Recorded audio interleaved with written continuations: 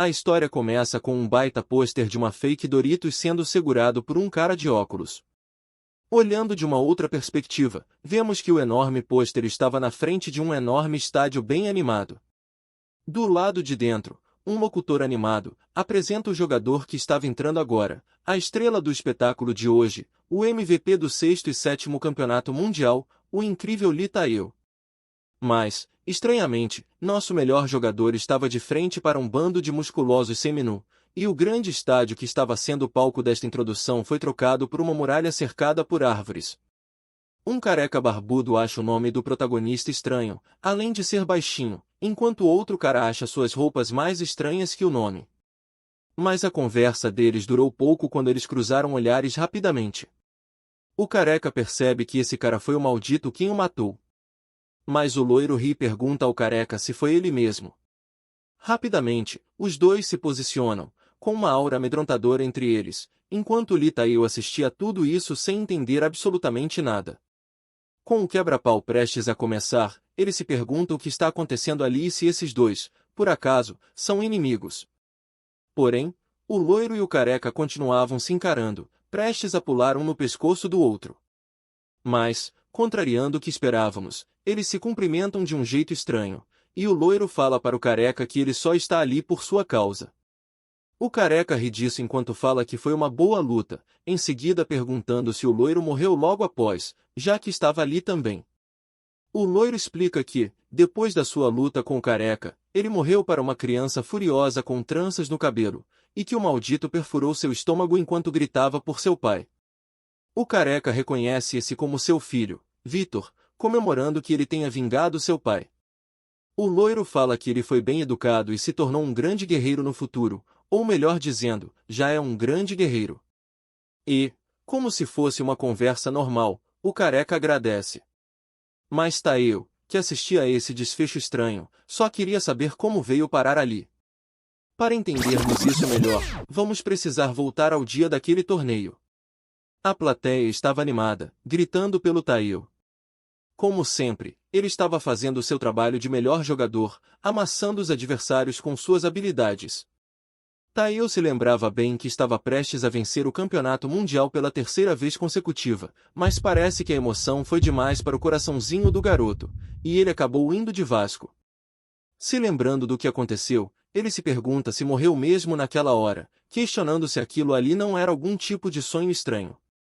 Nisso, uma garota de cabelos brancos aparece intercedendo pelo protagonista, enquanto diz que ele era um grande campeão em vida, vencendo dezenas de duelos sozinho. Depois de ouvir as palavras da moça, os vikings malucos já ficaram todos animados com a aparição de um rei dos duelos, com todo mundo querendo um x1 com o protagonista. Mas, olhando para esses caras com cérebro de músculo, ele nem mesmo tinha reação. Ao se lembrar dessa garota, ele percebe que essa situação é culpa dela. Voltando ao momento em que o protagonista bateu as botas, o pessoal do seu time tentou ajudá-lo às pressas, enquanto o próprio já não estava mais no seu corpo, prontinho para ser levado para outra vida. Ele já ia se perguntando se aquele presunto na cadeira era ele, quando uma forte luz chegou à sua vista. Em seguida da luz, surgiu a garota de cabelos brancos, dizendo que guerreiros que perderam sua vida em uma batalha gloriosa possuem a alma de um guerreiro. Então, naquele momento, caiu a ficha para Thayil de que ele realmente tinha morrido. A garota voadora misteriosa estende sua mão, pedindo que ele venha. Ele questiona para onde estão indo e se seria para algum lugar como o inferno, mas, sem tempo para explicações, ela pega a mão dele sem mais enrolação e, em seguida, levanta voo por uma linha de luz que conhecemos como Bifrost. Enquanto Thayil gritava aterrorizado, a garota conta que agora eles estão indo para Valhalla. Mas, sem entender nada, nosso garoto se perguntava que merda era essa. Por mais que ele tivesse perguntas a serem respondidas, ela não parecia muito interessada em responder. No tempo presente, Thayil se lembra das aulas de história, onde aprendeu que Valhalla é o pós-vida da mitologia nórdica, um lugar que você alcança quando morre como um guerreiro. Mas, olhando para a garota à sua frente, ele acha que ela o confundiu com um grande guerreiro por acidente. E, a julgar por seu rosto confiante, esse com certeza foi o caso. Thayil, então, pede licença, explicando que não é um guerreiro e que, na verdade, é um jogador profissional. Mas a garota pergunta se ele estava se referindo a batalhas e duelos. Taeo, do seu jeito, tenta explicar que não é bem assim.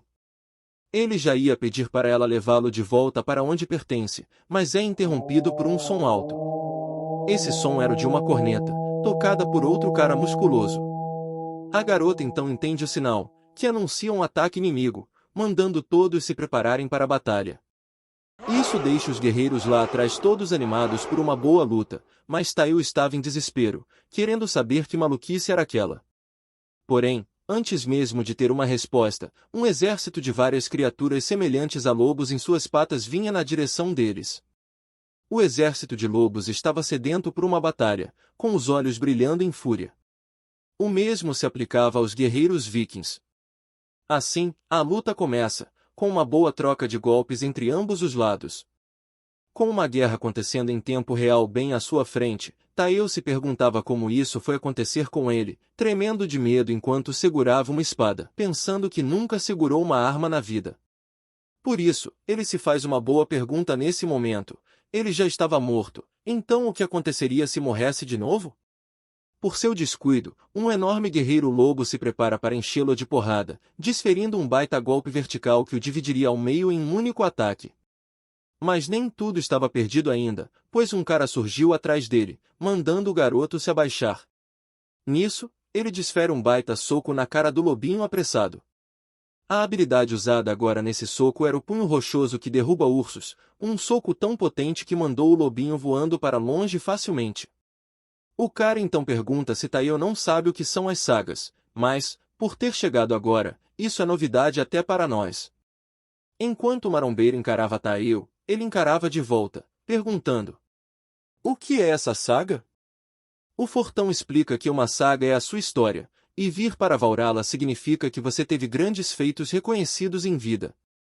Nesse lugar, sua história é sua força e, quanto mais renomada ela for, mais forte ele se tornará como guerreiro. Taeun se surpreende com esse papo de conquistas, então ele começa a pensar no que pode ter sido essa tal conquista, pensando tão intensamente ao ponto de fumaça sair da sua cabeça.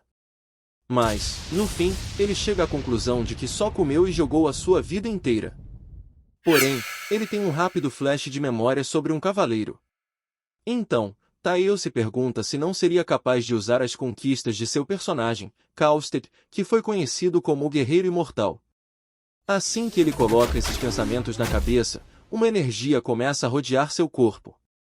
Tremendo de medo, Taeo se perguntava o que estava acontecendo com seu corpo. Nisso, o cara à sua frente fala que o garoto de fato tem uma saga e questiona se ele consegue ler as letras acima de sua mão. Taeo fala que não conhece essa língua, mas, de alguma forma, podia entender, assemelhando isso a um tipo de tradutor de imagem. Nisso, o sistema declara que ele ativou a saga do Guerreiro Imortal, com uma taxa de assimilação de apenas 1%. Mas essa pequena fração de poder foi o suficiente para deixar Taeo todo convencido. Ele então se lembra de que esse título de Guerreiro Imortal pertence a Kausted, mas, se ele for capaz de usar seu poder, então com certeza se tornará o cara mais forte deste mundo. O fortão de antes manda Taeo prestar atenção à sua frente, pegando o garoto de surpresa. No momento em que ele se virou, outro dos lobos estava com um machado prestes a parti-lo em dois. Mas, dessa vez, Taeo conseguiu desviar por pouco, sendo jogado para longe com o impacto. Ele rolou no chão de maneira desajeitada até que conseguiu se levantar de novo, mas, com certeza, sentiu que esse golpe de agora a pouco não foi de brincadeira. Ofegante, ele se perguntava se o poder de Kausted era tão fraco assim. Mas, com o lobo vindo com toda a força, ele pensa que o Kausted que ele conhece mataria isso com um dedo só. Pensando que havia algo de errado com a saga, ele decide averiguar por conta própria. Mas, ao abrir a janela de status de sua saga, ele percebe uma nota de rodapé, algo escrito bem pequeno que avisava que a assimilação com Kausted estava em apenas 1%. Irritado, ele grita, perguntando se isso era algum tipo de contrato fraudulento, mandando o sistema parar de tirar onda com a sua cara. Mas o fortão, sem entender nada, estava impressionado com o espírito do garoto. Ele se vira para Taeo e diz que só vai ajudar até aqui, mas avisa que esse não é o fim da saga do jovem, mandando-o continuar a construir sua própria história. Enquanto vai embora, ele se apresenta como o Bjorn, mandando o garoto sobreviver para se encontrarem novamente depois da luta. Instintivamente, Tail acena com a cabeça, como se estivesse concordando, mas o inimigo à sua frente parecia um pouco mais forte do que ele imaginava. Então, ele se atenta à sua espada, jogada a poucos metros atrás do monstro.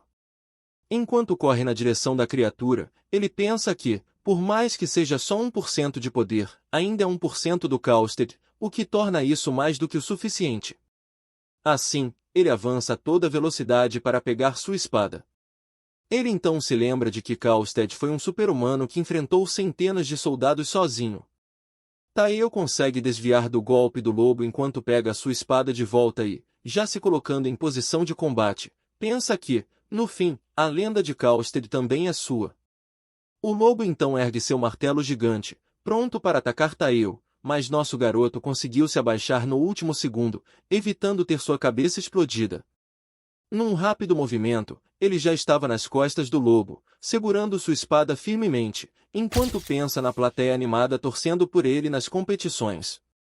Então, as memórias daquele dia começam a inundar sua mente, onde Caustic avançava freneticamente, uma verdadeira tormenta que varria os inimigos do campo de batalha.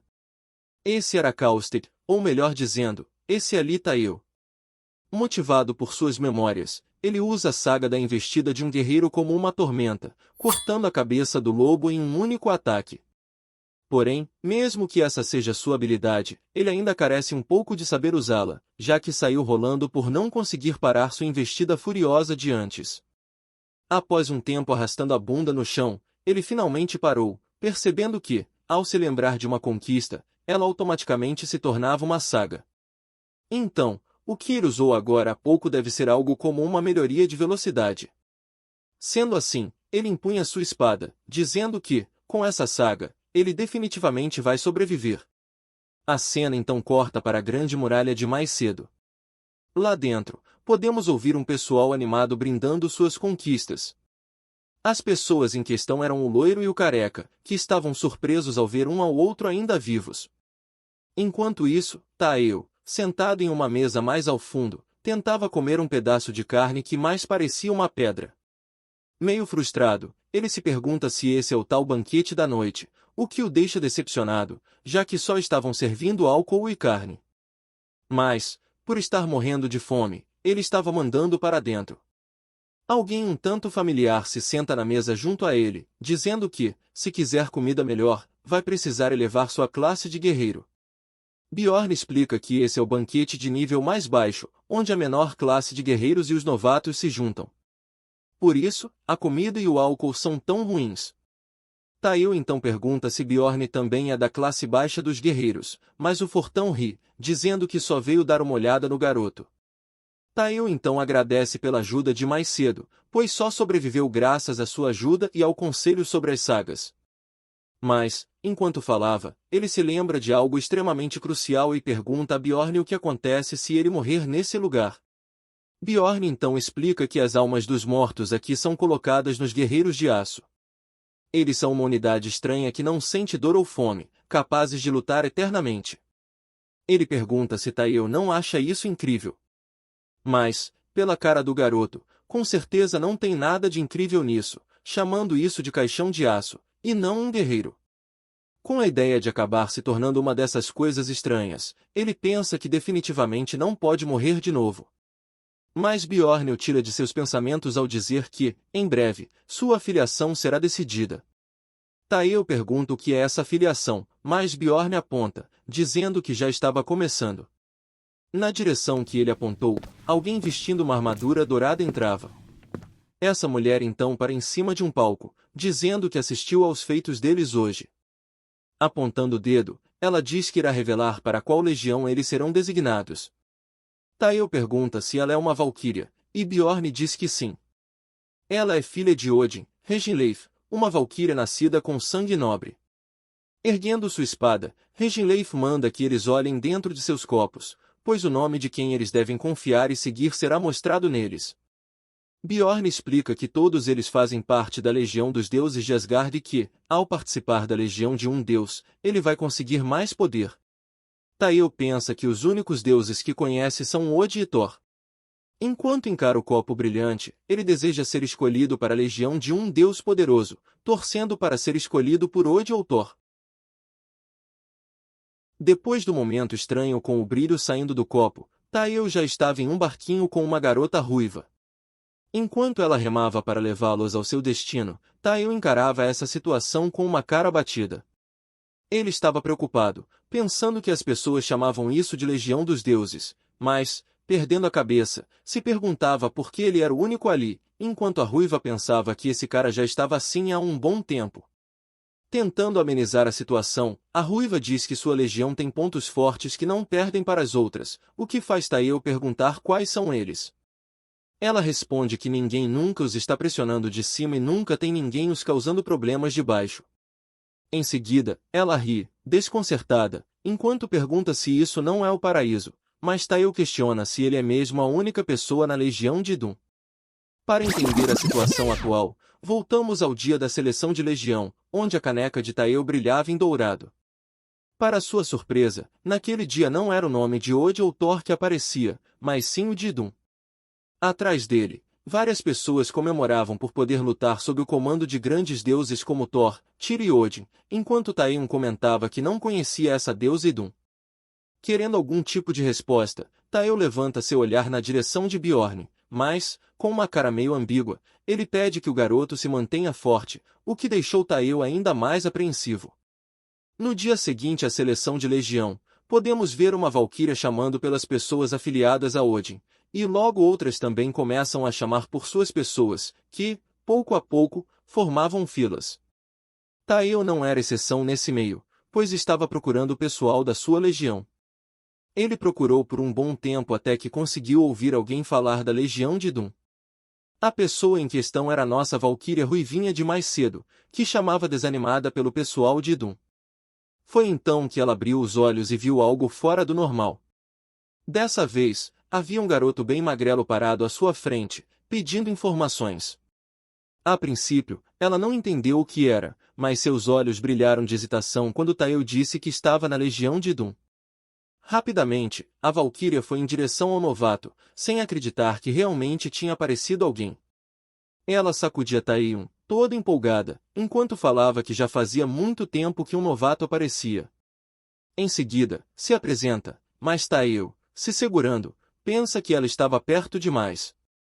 Voltamos então para o momento atual, quando Taeo chama por Reda, perguntando por que estavam em guerra e contra quem. Rapidamente, Reda estende a mão, usando sua magia, enquanto diz que vai explicar a situação atual. Ela cria um tipo de holograma com sua mana, mostrando uma árvore, e, apontando para um símbolo dourado, diz que estão em Asgard agora. Além disso, indica Muspelheim, o lugar de onde os gigantes, conhecidos como deuses malignos, e as bestas sempre os invadem. Taeo, curioso, pergunta o que seria essa parte marcada em vermelho. Reda explica que esse lugar é Eren. Era conhecida como a primeira linha de defesa, mas, agora que caiu, se tornou a linha de frente.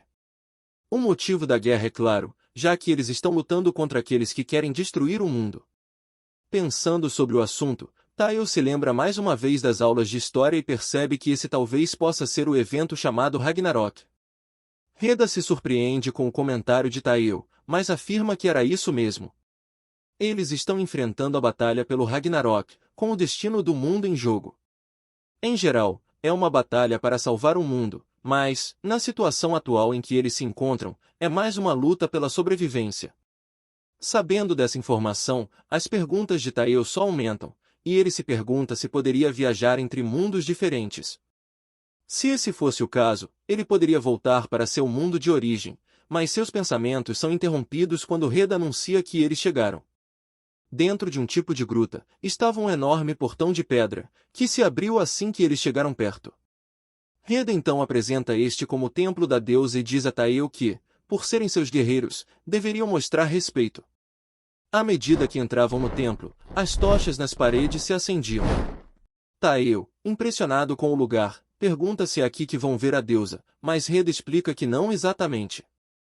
Eles a verão à distância, já que a deusa reside em um lugar muito acima de onde estão.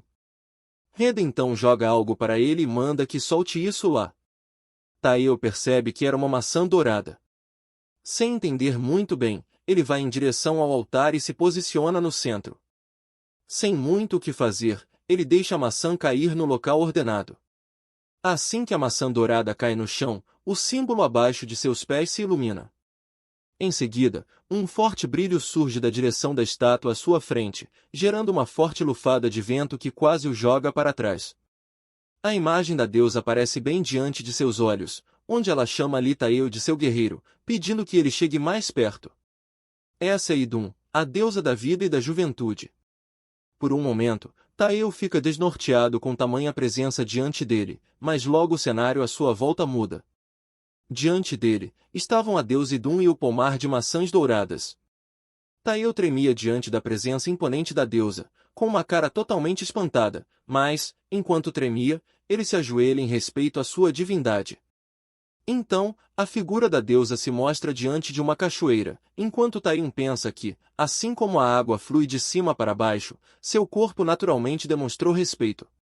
A deusa coloca sua mão sobre a cabeça dele, lhe concedendo sua bênção, uma bênção capaz de proteger seu corpo do perigo e da morte. Assim, Taeo recebe a bênção de Idun, o sigilo da vida. Automaticamente, seu corpo se envolve em uma energia dourada, e ele sente o poder crescente dentro de si. Então, atinge um estado de ascensão, emitindo luz de seus olhos, enquanto o sistema diz que ele alcançou juventude e força. Imediatamente, Taeo percebe que sua dor crônica na coluna desapareceu, juntamente com seu túnel do carpo, consequência de seu tempo como jogador profissional.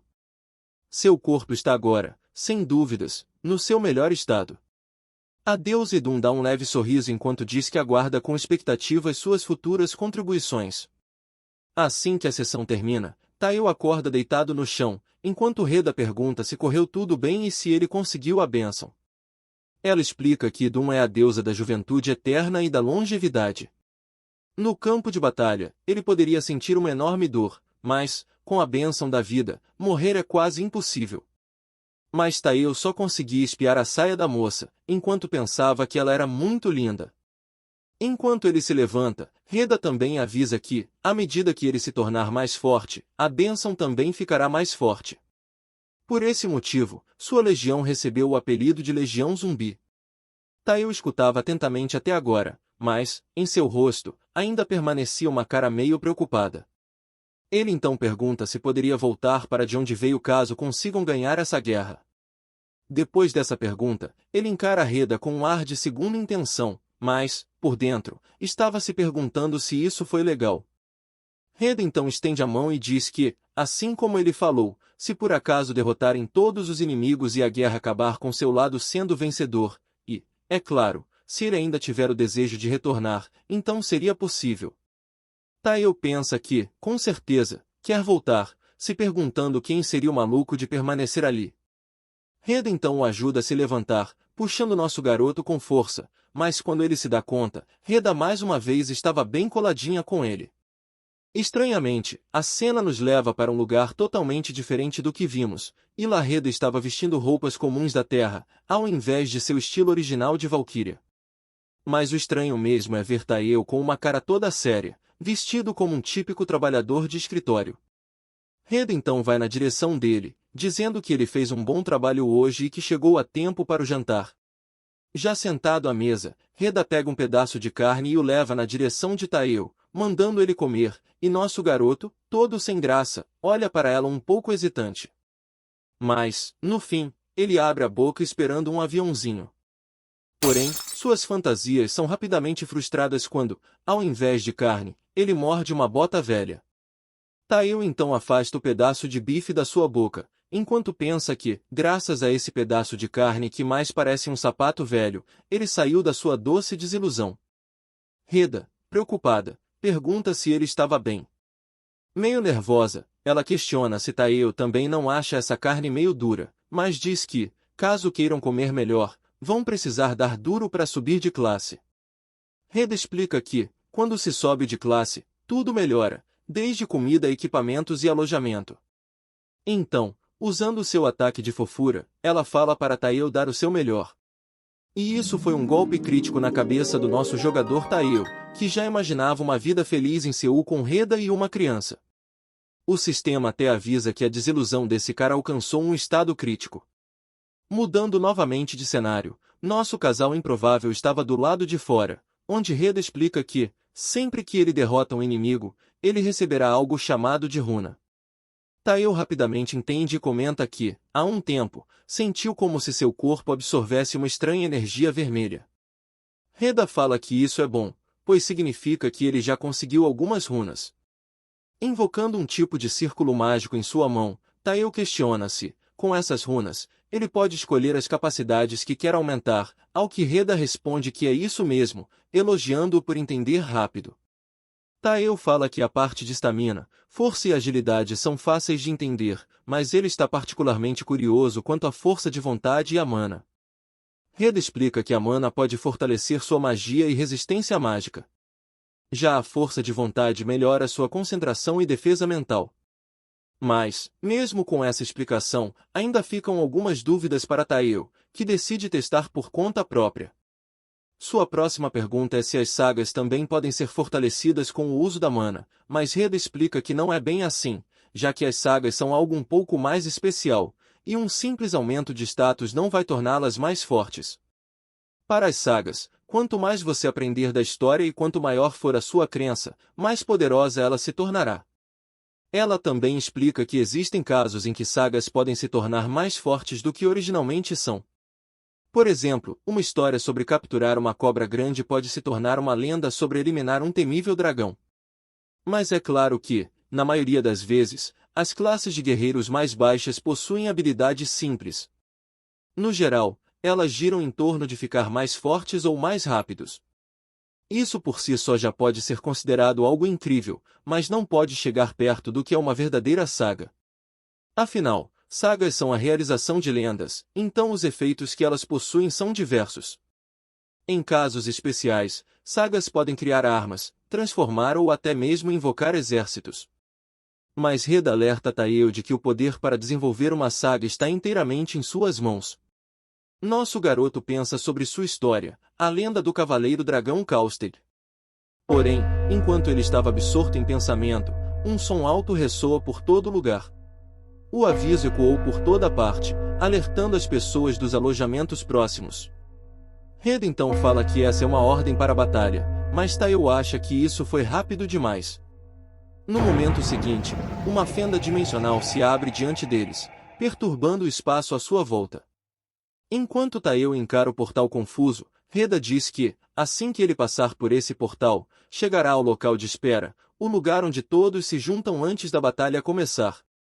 Alguns minutos depois, Taeo já tinha trocado seu figurino para o de um verdadeiro guerreiro e, enquanto Eda ajeitava seu peitoral, nosso garoto estava quase tendo um ataque do coração.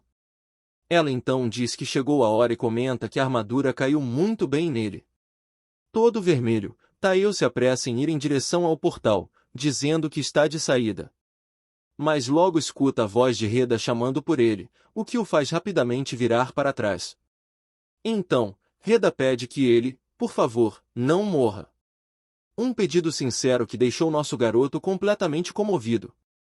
Então, ele endireita sua postura, comentando que, assim como ela disse antes, é muito difícil morrer com a bênção de Idun. Dito isso, Taeo se apressa em entrar no portal rumo à área de espera. E como num passe de mágica, assim que atravessa para o outro lado, um cenário diferente o aguarda. Mais uma vez, Taeo está cercado por um monte de bombadões fedorentos. Ele fica surpreso em ver tanta gente, já pensando que essa deve ser uma baita batalha importante. Mas Taeo mal teve tempo de perceber o braço vindo em sua direção e acertando um tapa em suas costas.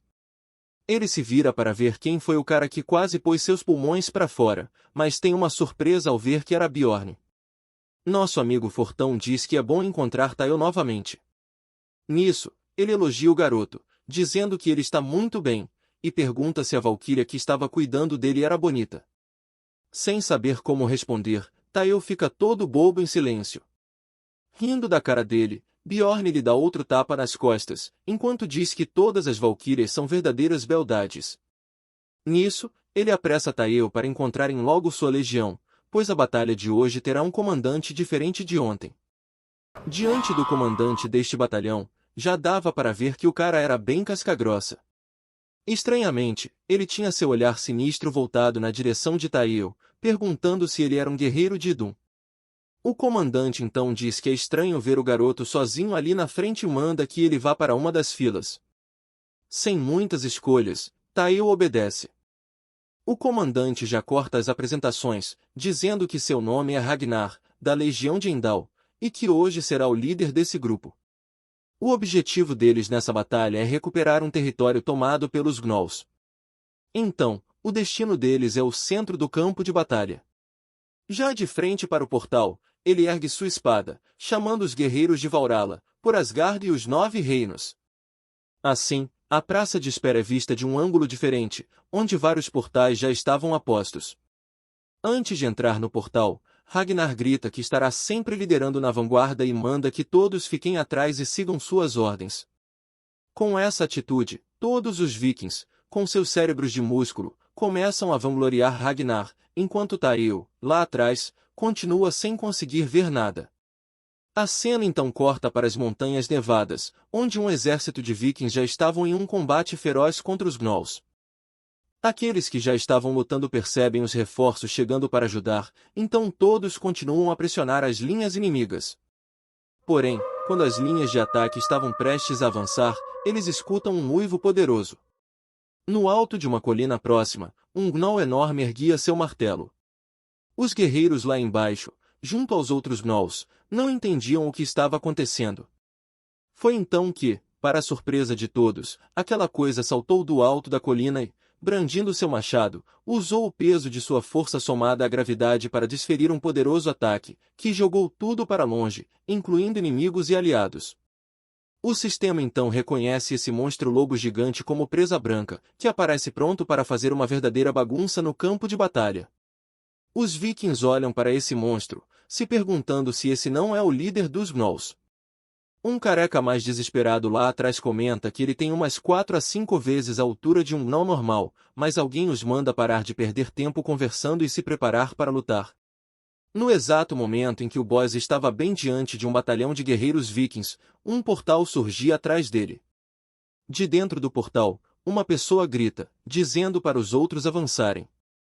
Assim, o exército liderado por Ragnar surge de dentro do portal, indo em direção à criatura. Só de sentir a aura dessa coisa diante deles, a animação da batalha some imediatamente. Com o grande lobo branco vindo em sua direção, todo mundo ali percebe que deu merda. A cara de espanto desses coitados não foi à toa, já que um poderoso golpe os fez decolar no ar feito à equipe Rocket. Por outro lado, Taeo ficou todo o tempo observando, ainda parado na frente do portal. Mas, por mais que tentasse transmitir confiança, na verdade ele estava morrendo de medo daquele enorme lobo furioso, prestes a transformá-lo no lanche da noite. Recebendo uma chuva de baba, Taeo se pergunta, quem foi o maldito que teve a ideia de abrir um portal aqui? Então, para a luta de hoje, nós temos o líder dos Gnolls, o incrível Presa Branca. Enquanto do outro lado, temos o jogador profissional, o frágil Lee Taeo. Com tal luta acontecendo, nosso garoto pensa que precisa encará-la como se fosse uma batalha contra um chefe de jogo. A primeira coisa que ele tem que fazer agora é se focar na luta, mas, no instante seguinte, ele perde a concentração ao ver o tamanho do martelo do lobão.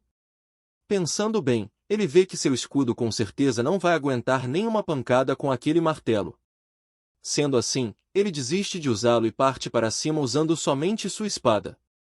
Ele aproveita esse momento antes do ataque para usar todas as runas que tem, mesmo que sejam só 5. Assim, ele investe todos os seus 5 pontos em agilidade, logo em seguida, se prepara para o golpe que está prestes a cair sobre sua cabeça. O martelo, que mais parecia um moedor de carne, se aproximava de Taeo rapidamente. Mas, por mais que o golpe estivesse em uma velocidade extremamente alta, nosso garoto desvia no último instante. Simplesmente por desviar do golpe do Presa Branca, todos os vikings ficaram impressionados. Mas, por mais que Taeo tenha desviado, os caras assistindo não tiveram tanta sorte. Em fúria, o Presa Branca balançava seu martelo desenfreadamente, acertando qualquer coisa que se aproximasse, enquanto Taeo corria sem olhar para trás. Nisso, ele pensa que só desviar não vai adiantar muito e se pergunta se deveria tentar atacar as pernas. Mas, antes que ele pudesse tentar, alguém no meio da multidão dá a ideia de atacar as pernas. Ao ouvir isso, os guerreiros correm em direção ao Presa Branca mais uma vez para uma nova investida, mas, no fim, todos têm o mesmo destino ao serem arremessados para longe em um único ataque. Então, Taeo pensa que definitivamente vai mudar sua estratégia. Mas ele devia estar mais preocupado em desviar dessa martelada vindo em sua direção. Sem muito tempo até o golpe atingi-lo, ele fica com apenas uma opção restante para usar. Então, ele ativa sua saga investida de um guerreiro como uma tormenta. Assim, ele consegue força suficiente para saltar para cima, fugindo do golpe. A criatura procurava pelo garoto escorregadio que fugiu da martelada, mas mal sabia que Taeo estava pronto para um contra-ataque vindo dos céus. Naquele momento, ele pensou que precisava sobreviver nesse campo de batalha, movido pelas palavras de Reda e pensando que queria muito vê-la novamente. Então, ele se lembrou do conselho que Reda deu a ele um pouco mais cedo, o momento onde Reda disse que o poder de invocar e desenvolver uma saga depende inteiramente dele. Porém, antes que o flashback de morte terminasse, Taeo grita com o sistema, mandando-o calar a boca, pois não pretende morrer hoje. Voltando à batalha, ele pensa sobre sua saga investida do guerreiro como uma tormenta. Ela não é nada além de um aumento de velocidade de movimento. Mas ele pensa no que poderia acontecer se usasse isso em um pulo vertical. Naquele momento, Taeo pondera por um instante e se prepara, virando seu corpo para baixo. Então, ele usa sua saga para chutar o ar com tanta força que simplesmente executa um Rokushiki, caindo em direção ao chão em uma velocidade assustadora, como se fosse um meteoro. Por fim, o golpe acerta a cabeça do Presa Branca. Enquanto algo atinge o chão, no caso de Taeo, ele não teve tanta sorte dessa vez, atingindo o solo com tudo. Mas, por mais que sua cara estivesse arrebentada pela queda, sua espada estava fincada no olho do Presa Branca. Ele já pensa que, sem dúvidas, só não está morto agora por causa da bênção de Idun. Se erguendo novamente, Taeo pensa que finalmente tem uma oportunidade de finalizar essa coisa. O problema agora é a falta de uma arma. Então, ele começa a forçar sua saga de alguma maneira. Assim, uma nova saga de Taeo é escrita, sendo esta a espada do guerreiro. Já com a espada em mãos, ele dá um salto a toda velocidade em direção ao Presa Branca desnorteado e, com sangue nos olhos, grita enquanto cai a toda velocidade para o golpe final. Somos então levados a um local totalmente diferente do que vimos até agora, onde alguém observava o planeta Terra diretamente do espaço. Uma mulher, de pé frente à mesa, move uma peça enquanto comenta que estão ganhando. A mulher então se revela com uma beleza exuberante que se destaca no ambiente, e enquanto se curva, ela diz: a valquíria Hasgrid cumprimenta Odin. Mas uma voz vinda do corvo responde que é Hugin quem está ali, e não ele. Para quem não sabe, Hugin e Munin são apenas corvos de Odin, cujos nomes significam pensamento e memória. Hasgrid suspira enquanto recompõe sua postura diante do corvo. Nisso, Odin pergunta se houve algum destaque neste último grupo. Hasgrid fica pensativa, em silêncio, o que faz Odin perguntar se não teve ninguém dessa vez. Mas ele não se surpreende, já que esses são os guerreiros da classe mais baixa. No entanto, Hasgrid responde que, na verdade, surgiu um indivíduo interessante no meio deles. Voltando ao momento da luta, Taeo estava atônito com sua espada fincada em algo. Mas logo o silêncio do campo de batalha é substituído pelos gritos animados dos vikings por terem vencido a luta. Taeo, por outro lado, se ergue do chão com um pouco de dificuldade, ainda meio tonto depois do último ataque. Porém, seus olhos abatidos são substituídos por uma visão um tanto familiar. Ele encara aqueles guerreiros alvoroçados por finalmente ganharem uma grande batalha e pensa que isso era exatamente como aconteceu inúmeras vezes enquanto ele ganhava seus campeonatos. Voltando a si, ele observa a espada em sua mão e a reconhece como a presa rúnica. Essa foi uma das poucas espadas únicas e poderosas do servidor no qual ele jogava, mas, com o tempo, tornou-se a arma de nível mais baixo, o que faz ele se perguntar se estava nesse nível agora. Com um olhar sério, Tael decide que quer continuar a ouvir os guerreiros celebrando uma vitória e, então, ergue sua espada, decidido a se tornar Litael, o deus da guerra, alcançando o lugar do melhor de Valhalla. Logo em seguida, uma mão enorme segura seu ombro enquanto parabeniza Tael pelo bom trabalho. Mas nosso garoto bufa, dizendo que aquele deveria ter sido o último quadro. Ignorando esse papo estranho, Bjorn diz que Tael parece ter melhorado com o uso das sagas. Nosso garoto responde que isso é graças a ele. Bjorn fala que foi incrível quando ele criou uma espada bem no meio do ar. Tael comenta que esta foi sua primeira vez usando isso e que também parece poder fazê-la desaparecer e reaparecer quando bem entender. Bjorn, por outro lado, se mostra animado em querer colocar o corpo para se mexer logo. Tael, confuso, pergunta se estão voltando agora, mas Bjorn diz que não. Seu objetivo, na verdade, é aquela fortaleza bem ali, até conseguirem tomá-la, terão que ficar por aqui. Tael, por sua vez, não parece nem um pouco animado em ter que acampar nesse fim de mundo. Horas depois, o pessoal já tinha levantado um grande acampamento em meio às montanhas. Dentro de uma das barracas, podemos ouvir alguém bocejar do alto. Já do lado de dentro, vemos Tael se jogando na cama enquanto diz que esse foi um longo dia e que nem conseguia acreditar que só se passou um dia desde que chegaram ali. Mas sua tranquilidade logo é interrompida quando um guerreiro chega, chamando por ele. O barbudo, com um sorriso sugestivo, avisa que Tael tem visita. Esse sorriso preocupa Tael.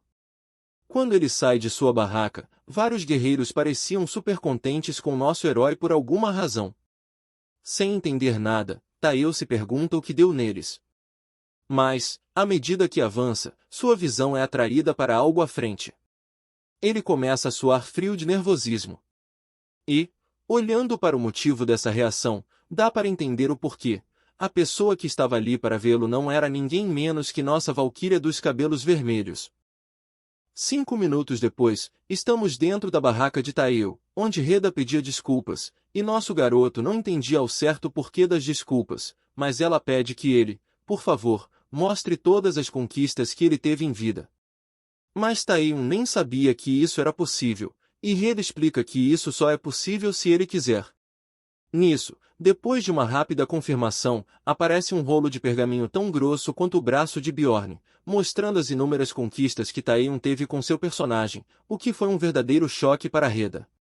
Então ela volta a se desculpar, pois não reconheceu uma pessoa tão grandiosa como ele e agiu de forma superior, pedindo desculpas repetidas vezes por ter agido de forma errada, mas Tael tenta tranquilizá-la.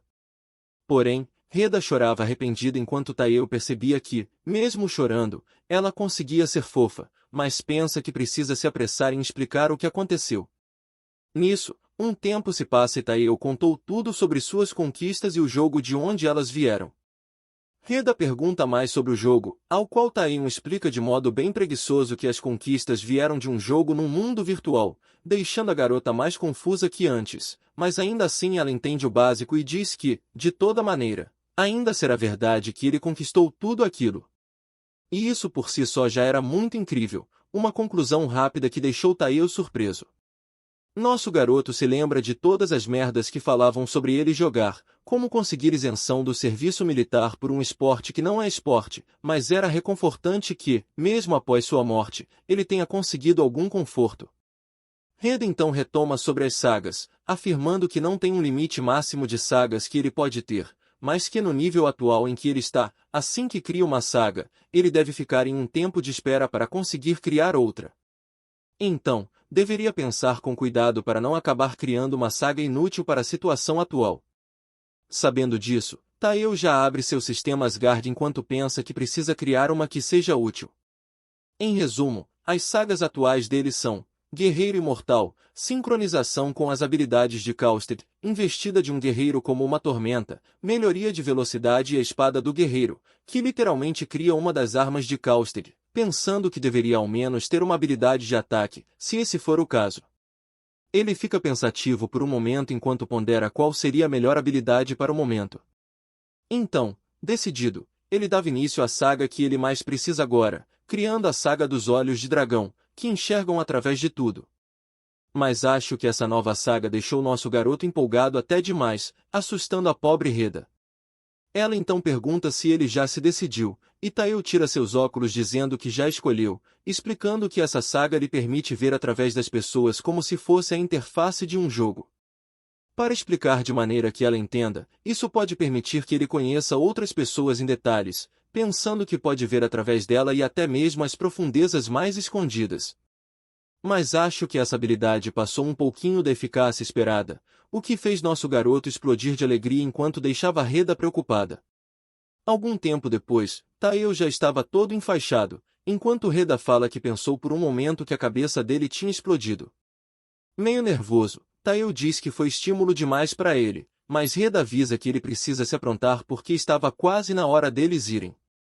Ela então se apressa ao dizer que Taeo é incrível porque se tornará ainda mais forte no futuro, pulando para abraçá-lo enquanto diz que ele é seu amuleto da sorte, estando muito feliz por ele ter se juntado à Legião de Doom.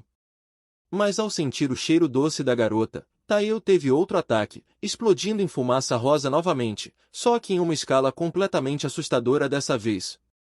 Nisso, algum tempo passa após a saída de Reda, outra pessoa já estava indo na direção da barraca de Taeo. Então, o cara de cabelos verdes começa a entrar, chamando por Taeo, e nosso garoto, que agora estava com um balde na cabeça, pergunta o que aconteceu. Mas mesmo com a situação estranha, o verdinho se apresenta como Rolf, pertencente à Legião de Ulur. Sendo mais direto, ele fala que está na unidade de Ciri, que vai se juntar à unidade de Ragnar, e veio buscá-lo já que todos se reuniram no posto da sua unidade. E não tendo aprendido com a situação da primeira vez, Taeo acaba usando de novo seus olhos de dragão.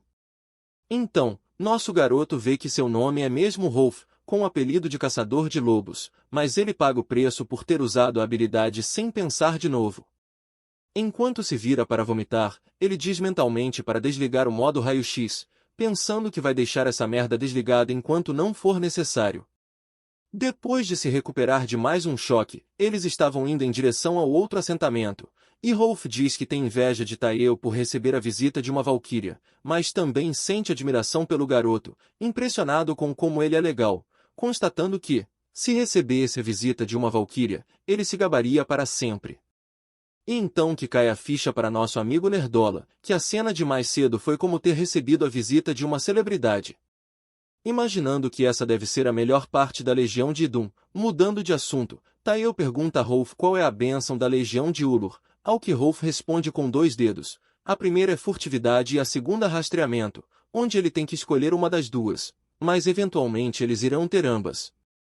No caso dele, ele escolheu aprender primeiro a furtividade, usando a furtividade e desaparecendo pouco a pouco.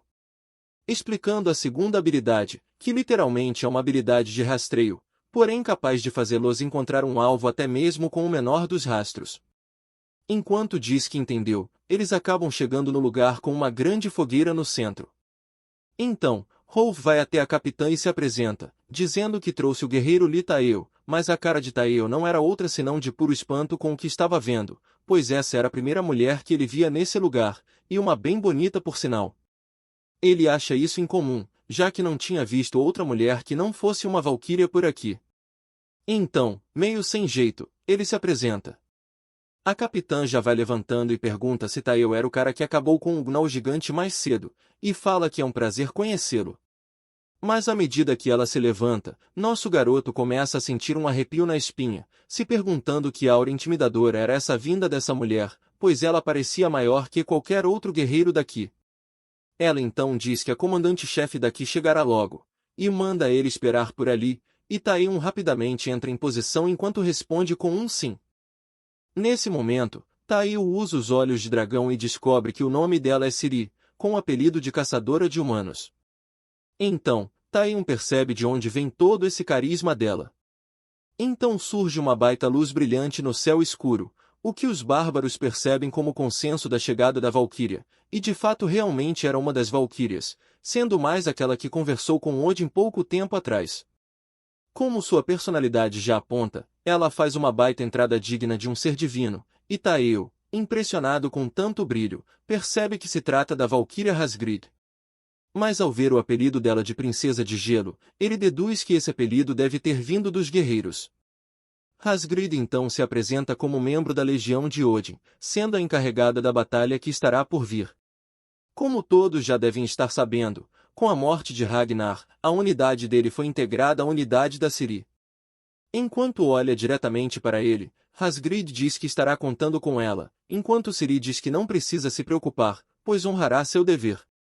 Nisso, Hasgrid invoca um pergaminho translúcido usando suas habilidades, onde ela diz que assistiu aos feitos incríveis deles hoje, por isso, aqueles que tiveram grande contribuição serão recompensados. O primeiro a ser chamado não é ninguém a não ser nosso jogador profissional, o guerreiro que sozinho derrotou o líder das unidades Gnolls, o Presa Branca. Como recompensa, ele receberá uma bolsa de moedas de ouro e uma runa, juntamente com 10 pontos de contribuição para sua legião. Mas, tentando se controlar para não sorrir, Tael pensa que estava começando a ficar famoso por aqui, pensando que seria lembrado como aquele que derrotou o Presa Branca. Seus pensamentos são interrompidos quando os bárbaros o chamam de aquele que recebeu a visita da Valquíria, e mais que depressa os bombadões se aglomeram ao seu redor, impressionados que ele tenha conseguido tal feito incrível. E Tael mal podia acreditar que ter a visita de uma Valquíria era melhor do que ter derrotado um boss. Hasgrid então manda eles ficarem quietos, pois agora vão começar a conquista da fortaleza amanhã à tarde. Para isso, vão utilizar especialmente a chuva de aço, onde todos os guerreiros aqui presentes vão embarcar. Com a notícia de que usará a chuva de aço, os bárbaros começam a gritar de empolgação. Mas Tael, que não entendia nada, queria saber o que diabos era essa tal chuva de aço. Então, se virando para trás, ele pergunta a Rolf o que é a chuva de aço, mas o mesmo faz uma cara de bunda e responde que também não faz a menor ideia. No outro dia, já podíamos ver Hasgrid sobrevoando o campo de batalha junto ao enorme exército de bárbaros que avançava com tudo, e, frente à enorme fortaleza, ela dá a ordem para o ataque.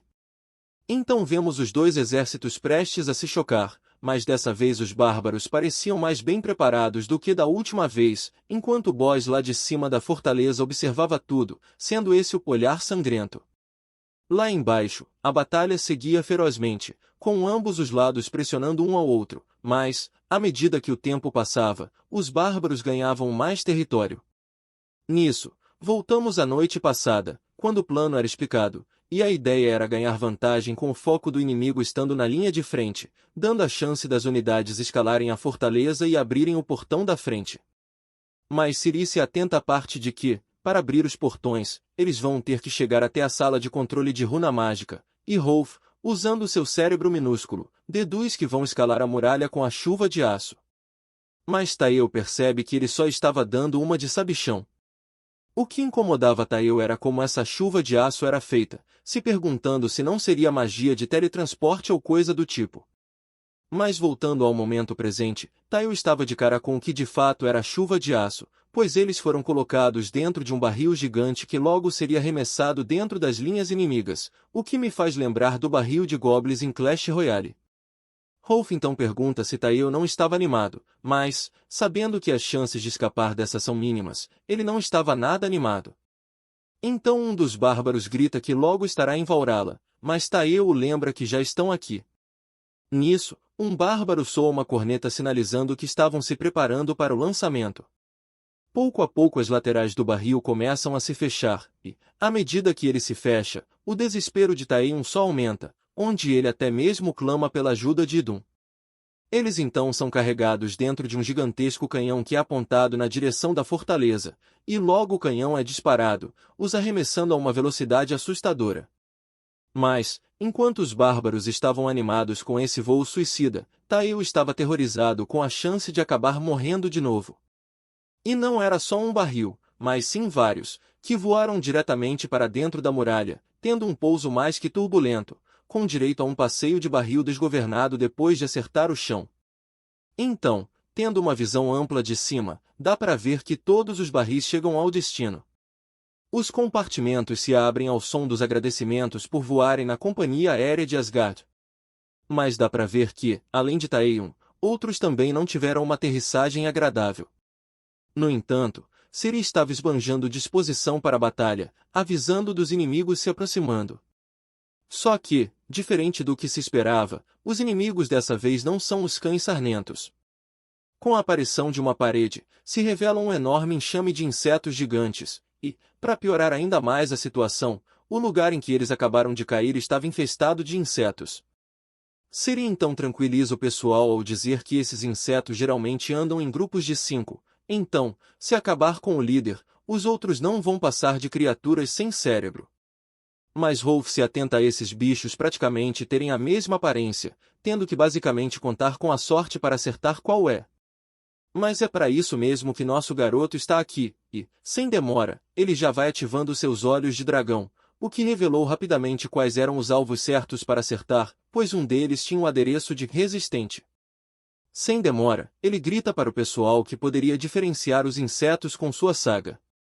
Sabendo dessa vantagem, Ciri corre o mais rápido que pode na direção de Taeo, se posicionando logo à frente dele de uma maneira íntima até demais. Sem muita enrolação, ela manda Taeo apontar quais são, mas o bobão não entende, e ela repete, mandando ele apontar com o dedo. Em seguida, diz aos outros para focarem nos insetos que ela acertar. Nisso, Taeo rapidamente entende o plano de Ciri e ativa sua saga dos olhos de dragão, logo em seguida apontando na direção dos insetos velozes, que levam um par de flechas nos olhos. Logo o mesmo acontece com o inseto bonitão, até que finalmente duas outras flechas também atingem a cabeça do inseto popular. O massacre dos insetos então começa. Com isso, a moral dos bárbaros é restabelecida, e nossa dupla estranha de artilharia continuava a disparar flechas sem parar, enquanto os bárbaros faziam o trabalho de terminar de abater os insetos desnorteados. Até que, por fim, o último dos insetos com nome diferenciado cai, e os outros, que perderam seus líderes, não pensam em outra coisa a não ser fugir. Então o enorme cerco criado pelos insetos rapidamente se dispersa, deixando o caminho livre. Mas, como estamos em uma guerra, o inimigo não daria chances tão fácil. Logo soa uma corneta, mobilizando um enorme exército de gnolls que corre em direção ao nosso time de infiltração. Logo o enorme exército aparece na frente deles, e Ciri avisa a Rolf que irão mobilizar esquadrões separados, mandando ele deixar isso por conta dela e ir até a sala de controle. Rolf responde com um entendido, e Ciri manda levar o guerreiro Litael junto dele, e com uma voz confiante diz que estará confiando isso a ele, o chamando de guerreiro de Idum. Não querendo desapontar as ordens da capitã, ele diz para deixar isso com ele.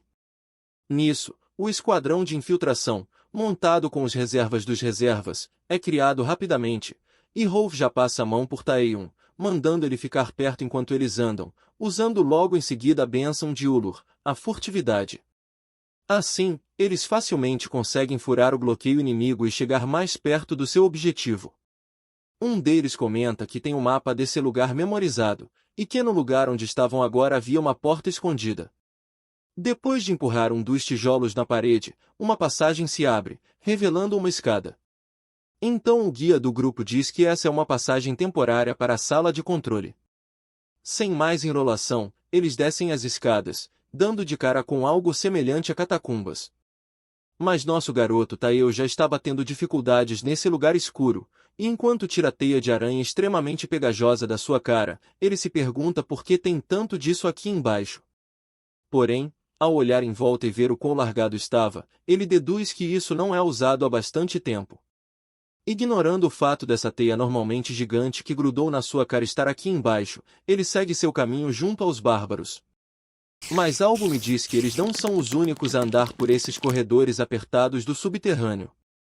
Enquanto entram mais a fundo dentro da passagem, Rolf pede a eles que fiquem atentos, e tanto Taeo quanto o Carequinha respondem afirmativamente, mas o terceiro se mantém em silêncio, e isso porque o mesmo já tinha se tornado a primeira vítima da aranha gigante que os observava.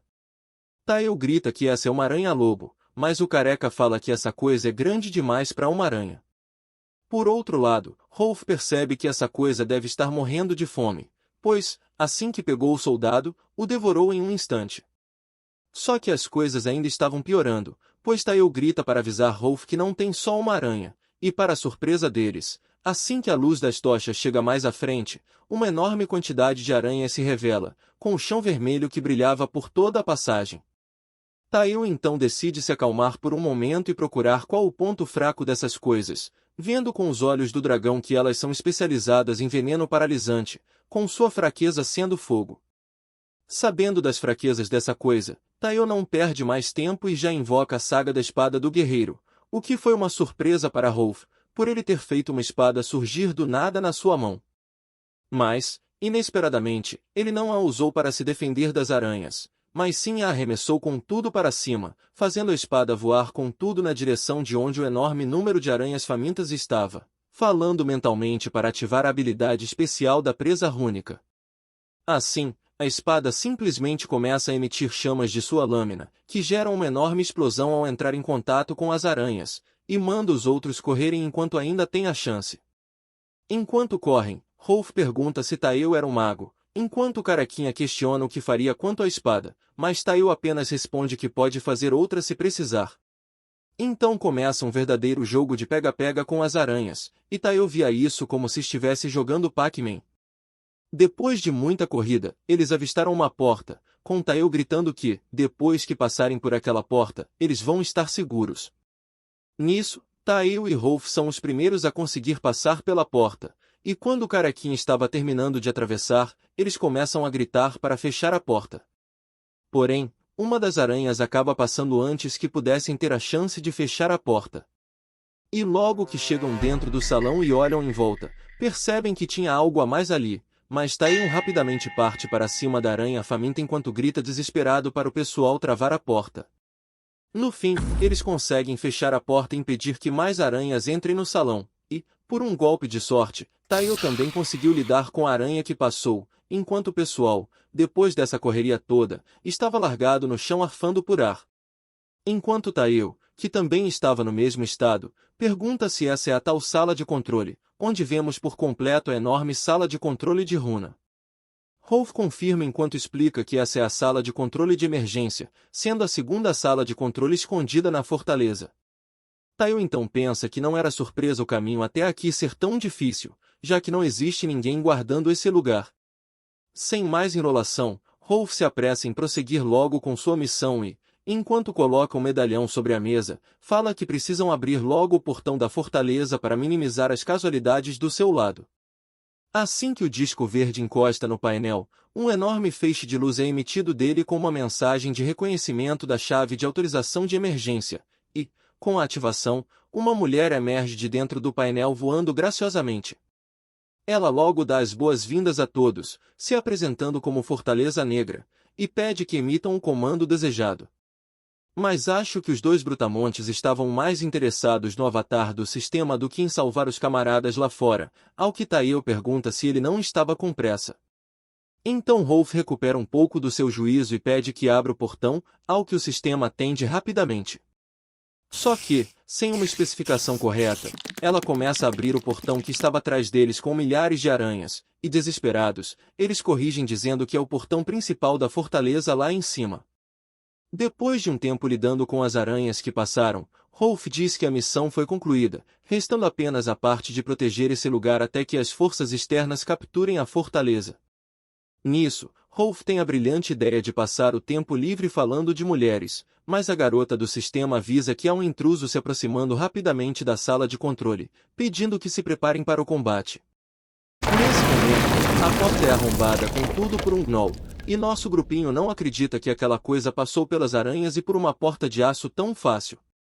Mas, olhando para além da porta, percebem que o lobão matou todas as aranhas no caminho, e agora mesmo a criatura que passou o rodo nas aranhas está olhando ameaçadoramente em sua direção. Então vemos que esse é o boss final da vez, um gnoll de elite com o nome de Olhar Sangrento. Cheio de ódio, ele grita chamando-os de ratos de Valhalla, dizendo que vai parti-los em pedacinhos. Mas, para nosso time de reservas, somente a aura assassina desse boss era mais que suficiente para fazer ele suar em frio. Nosso camarada Taiyo, movido pelo senso de gado, pensa que precisa vencer aqui para ver a Reda de novo. Então todos eles começam a atacar, fazendo uma investida direta meio suicida, e logo vemos o contra-ataque do boss, onde ele usa sua fúria demaciana girando feito o Garen, atingindo o Caraquinha com tudo usando seu martelo esmaga-crânios. Com a potência desse golpe, até mesmo a pressão do ar à volta dele se distorceu, enquanto o gordinho voa na velocidade da luz acertando a parede, quase saindo da obra. Então o boss volta seu olhar para trás, procurando o nanico do grupo. No entanto, nosso garoto estava bem em cima dele, esperando a chance de atacar, assim como fez da última vez. Então ele usa seu estigma para pisar com força no ar e descer a toda velocidade na direção do boss. Mas o líder dos Gnolls parecia bem calmo e simplesmente largou seu martelo no chão, se virando na direção de onde Taeo estava caindo a toda velocidade.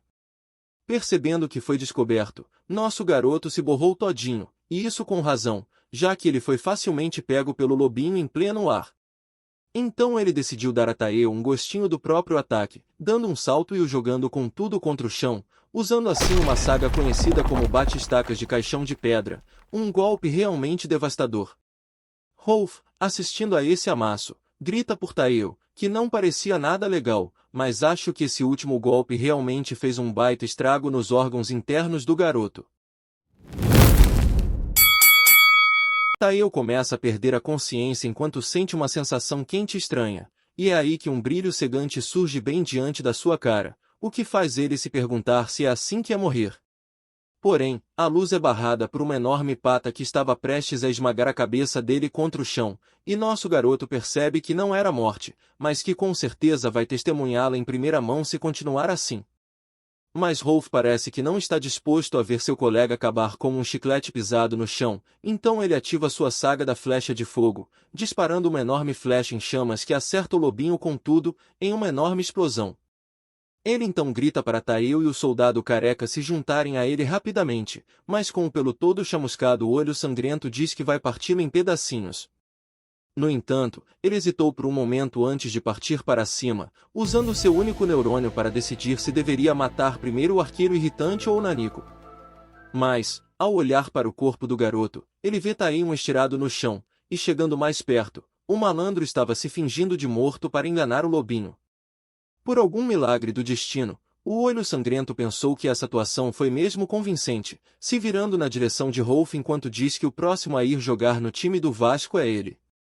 E não querendo ser o próximo a ser escalado para jogar contra o São Paulo, Rolf taca o dane-se e decide usar aquilo, carregando sua besta com 3 flechas e se posicionando para lutar. Mas é aí que Taeo se levanta do chão, todo capengo e arrebentado, sentindo uma dor infernal por todo o seu corpo, mas ainda assim se vira com o olhão cheio de determinação na direção do lobinho enquanto diz que ainda não morreu. Usando novamente a investida de um guerreiro como uma tormenta, voando em uma velocidade assustadora na direção do lobinho, passa por entre as pernas dele enquanto o som de algo sendo cortado é ouvido. E, enquanto Taeo aterrissa de volta no chão, Rolf não acredita no que estava vendo, pois Taeo acabou de dar uma de veterinário e simplesmente castrou o olho sangrento, um golpe que com certeza foi um acerto mais do que crítico no boss dessa fase, o que o fez se ajoelhar no chão gritando de dor enquanto segura sua ferramenta, ou pelo menos o que restou dela. E mesmo Rolf e o carequinha não conseguiam acreditar em tamanha crueldade de Taeo. Porém, mesmo achando que foi um exagero, Rolf fala para Taeo que primeiro cuidará dos ferimentos dele. Logo após, nosso garoto se aproxima do Gnoll que perdeu sua ferramenta e dignidade, erguendo os braços enquanto diz que, como um colega homem, ele sente muito pela ferramenta do lobinho. Ativando novamente a saga da espada do guerreiro, só que dessa vez ela começa a tomar uma forma totalmente diferente do habitual, e nosso garoto nem conseguia acreditar que acabou de invocar o esmaga-crânios. Mas ele já estava deveras empolgado para testar sua nova arma, decidindo usar a cabeça do olho sangrento como alvo do seu marretão, o que causou um baita de um estrago. Mas logo a poeira baixou e apenas o silêncio permaneceu dentro da câmara. Com a morte do chefe inimigo, os 2 brutamontes ficam todos empolgados, pulando na direção de Taeo para um abraço enquanto gritam por Idum, mas nosso garoto estava completamente absorto com a tela do sistema à sua frente, percebendo tarde demais que estava prestes a ser esmagado em um abraço mortal. E assim se encerra o cerco da Fortaleza Negra, terminando com a vitória dos guerreiros de Valhalla. A cena então corta para outro lugar, onde a cabeça do boss Juba congelada era apresentada, enquanto um guerreiro todo empolgado a erguia para o alto, gritando por Thor.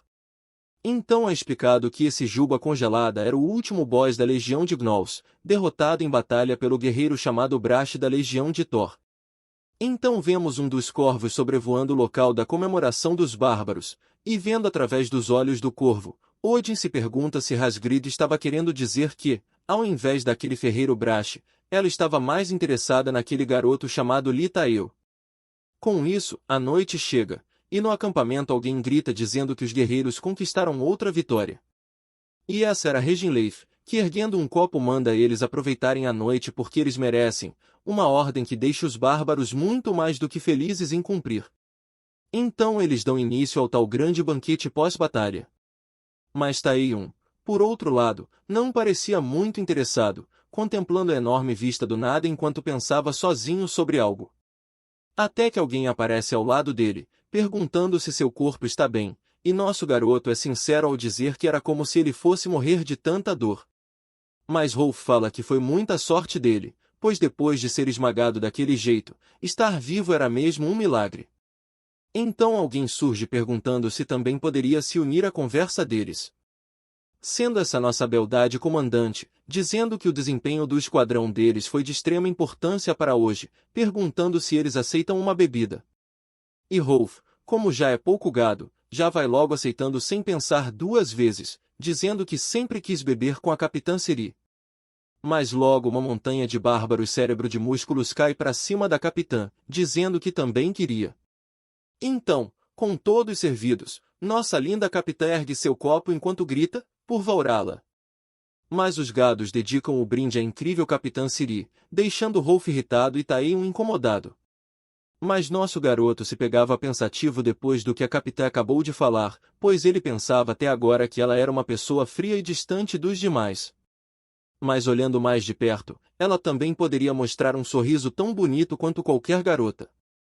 Cortando o clima legal, Rolf começa sua história sobre a missão de infiltração, até o momento em que Tael dividiu a ferramenta do chefe em duas metades, o que deixou até os bárbaros de cabelo em pé.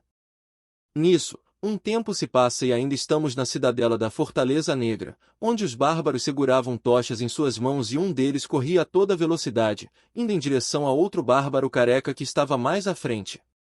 Então, eles se chocam, fazendo uma explosão de suor enquanto gritam que a festa continua, e, de fato, a festa estava a todo vapor, com direito a pista de dança e até um DJ, uma cena tão contraditória que faz a gente repensar qual é o gênero dessa história. Mas Tael, que estava perdido no meio disso tudo, se pergunta quando é que isso ia ter fim.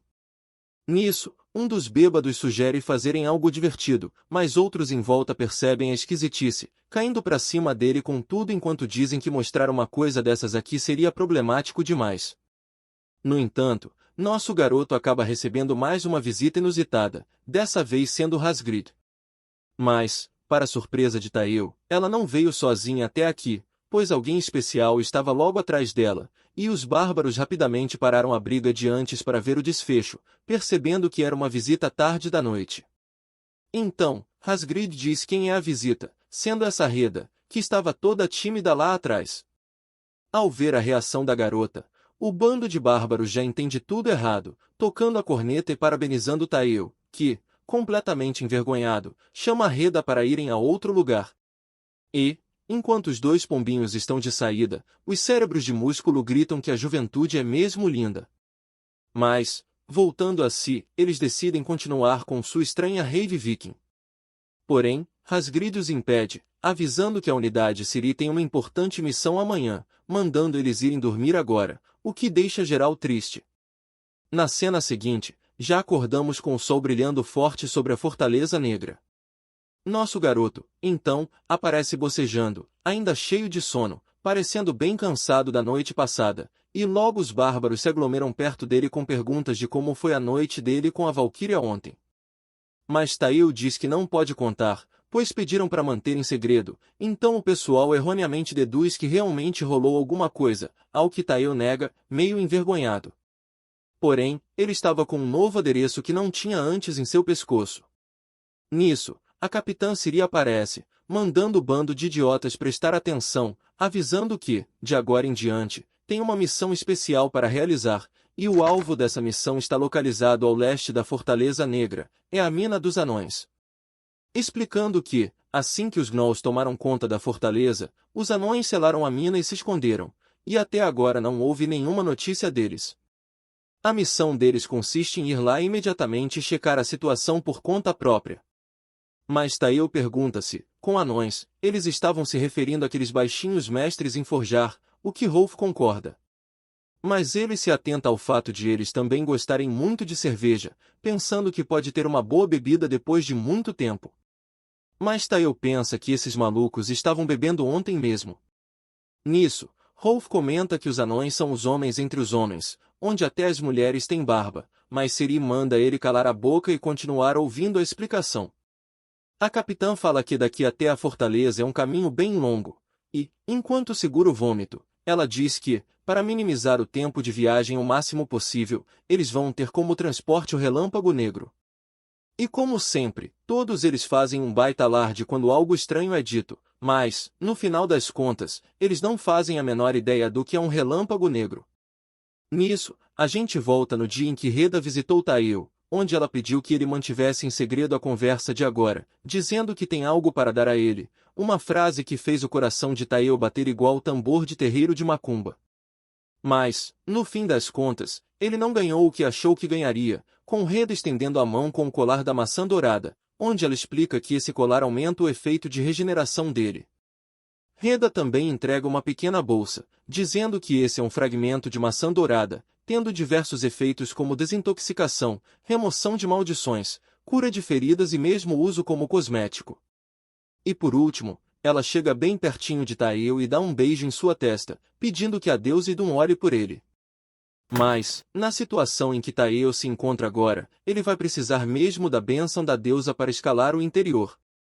Então vemos a tal mina dos anões, onde vários caixões estavam fincados na terra, e Tael, depois de muito tentar, finalmente sai da neve se perguntando se realmente estava vivo. E olhando para trás, ele não esperava nada normal, mas certamente não imaginou que eles fossem lançá-los dentro de caixões. Então ele resolve olhar em volta para ter certeza se não é o único que escapou inteiro. Mas, olhando o estado atual dos outros caras, dava para facilmente pensar que esses caixões em breve seriam usados do jeito certo.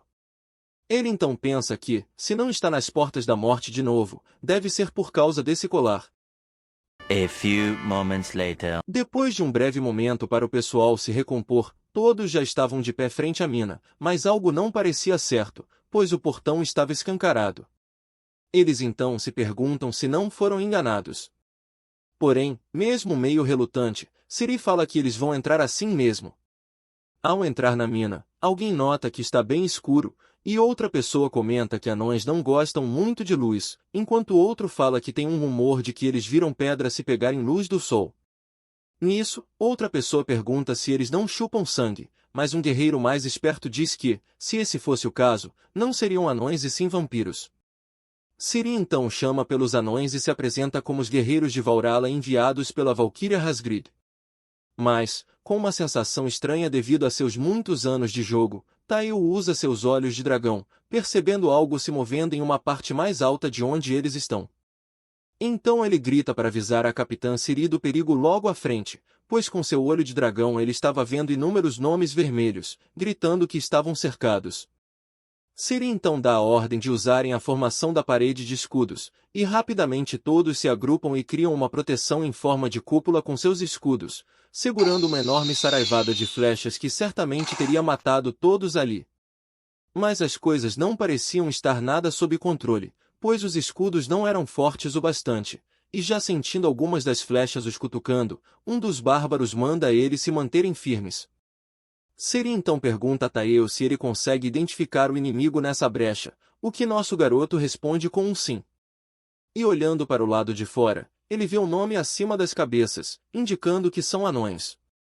Ele avisa que são anões, ao que Ciri pergunta por que os anões os estavam atacando, mas Tael reitera dizendo que são anões zumbis. Rolf e o careca perguntam o porquê de ter zumbis em um lugar como esse, mas Ciri manda eles calarem a boca. E Tael se atenta a uma coisa, pois, se todos os anões aqui são zumbis, isso significa que já devem estar todos mortos a essa altura. Rolf pergunta a Taeo se todos são mesmo zumbis, ao que nosso garoto confirma, pois mesmo com essa escuridão ele consegue ver, e com esses nomes diferentes não há dúvidas de que todos se transformaram em zumbis.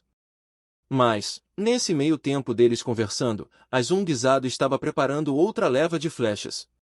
A Capitã Siri avisa a todos do segundo ataque e manda a todos levantarem os escudos, só que um dos soldados mostra o estado do escudo enquanto avisa a Capitã que, nesse ritmo, não vão aguentar. Até que outro também diz o mesmo, pois será impossível segurar o próximo ataque, e debaixo daquele exército de zumbis arqueiros, a Capitã Siri pergunta se é assim que eles vão acabar. No entanto, quando ela faz essa pergunta, o som de passos apressados ecoa vindo em sua direção, e para surpresa deles, ainda tinha um anão que não se transformou em zumbi. O mais impressionante é ele ter a aparência do Cork enquanto taca um molotov. Só que antes de explodir, ele manda todos fecharem os olhos, o que todos seguem. Explosão, tchaca! Vários zumbis gritam depois de serem explodidos. Então o Cork grita, comandando todos para segui-lo, e quando chegam num tipo de bueiro, ele logo manda se apressarem e entrarem de uma vez. Rolf foi o primeiro a descer e ficar entalado, perguntando se não tem outra passagem mais larga, mas o Cork, irritado, manda ele descer de uma vez porque não tem outro caminho. Então, com toda delicadeza, ele é espremido pelo tubo até descer, e momentos depois o pessoal já tinha passado pelo túnel do Mario. Depois de Taeo descer, a Capitã Siri o chama para seguir o anão, e nosso garoto tem uma baita surpresa. Isso porque, debaixo daquelas cavernas, existia um tipo de fortaleza cercada por cristais coloridos. Minutos mais tarde, depois de todos entrarem na fortaleza apertada, o Cork explica que a situação atual é culpa de um vampiro. Ele apareceu na noite passada e fez toda essa bagunça em um único dia, explicando também que aqueles que são mordidos e mortos pelo vampiro são transformados em zumbis através de uma maldição. E quando um zumbi te morde, você se transforma em zumbi também. Mas, cheio de ódio, o Cork fala que os pouco mais de 20 anões aqui são tudo o que restou do seu povo. A capitã pergunta se essa coisa tem alguma característica marcante, ao que o anão responde que o vampiro é grande, seu corpo é todo cinza, careca e com olhos totalmente pretos. Suas unhas também são capazes de estender e retrair, mas, até onde pode ver, essa coisa parece lutar corpo a corpo em vez de usar magia. É aí que descobrimos que esse anão se chama Isaac, e a capitã pergunta se ele planeja buscar vingança, pois se esse for o caso, seria melhor adiar isso para depois. Isso porque seria mais seguro eles reagruparem e voltarem preparados. Mas, enquanto boa parte dos anões se prepara, Isaac diz que isso deve ser feito agora, já que se trata de algo mais importante do que vingança. Isso porque recentemente, dentro dessa mina, foi descoberto um. A descoberta de tal coisa faz os bárbaros ficarem de queixo caído, e nem Rolf ou Siri conseguiam acreditar no que acabaram de ouvir, perguntando todos juntos se encontraram mesmo um.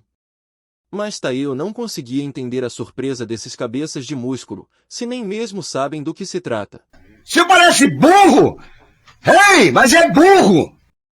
Depois de algum tempo indo em direção ao objetivo, os bárbaros estavam decididos a não deixar o vampiro por as mãos no UNT, enquanto Rolf, que ficou para trás junto dele, pergunta o que diabos é esse tal UNT. Em poucas palavras, um ouro é conhecido como o metal dos deuses.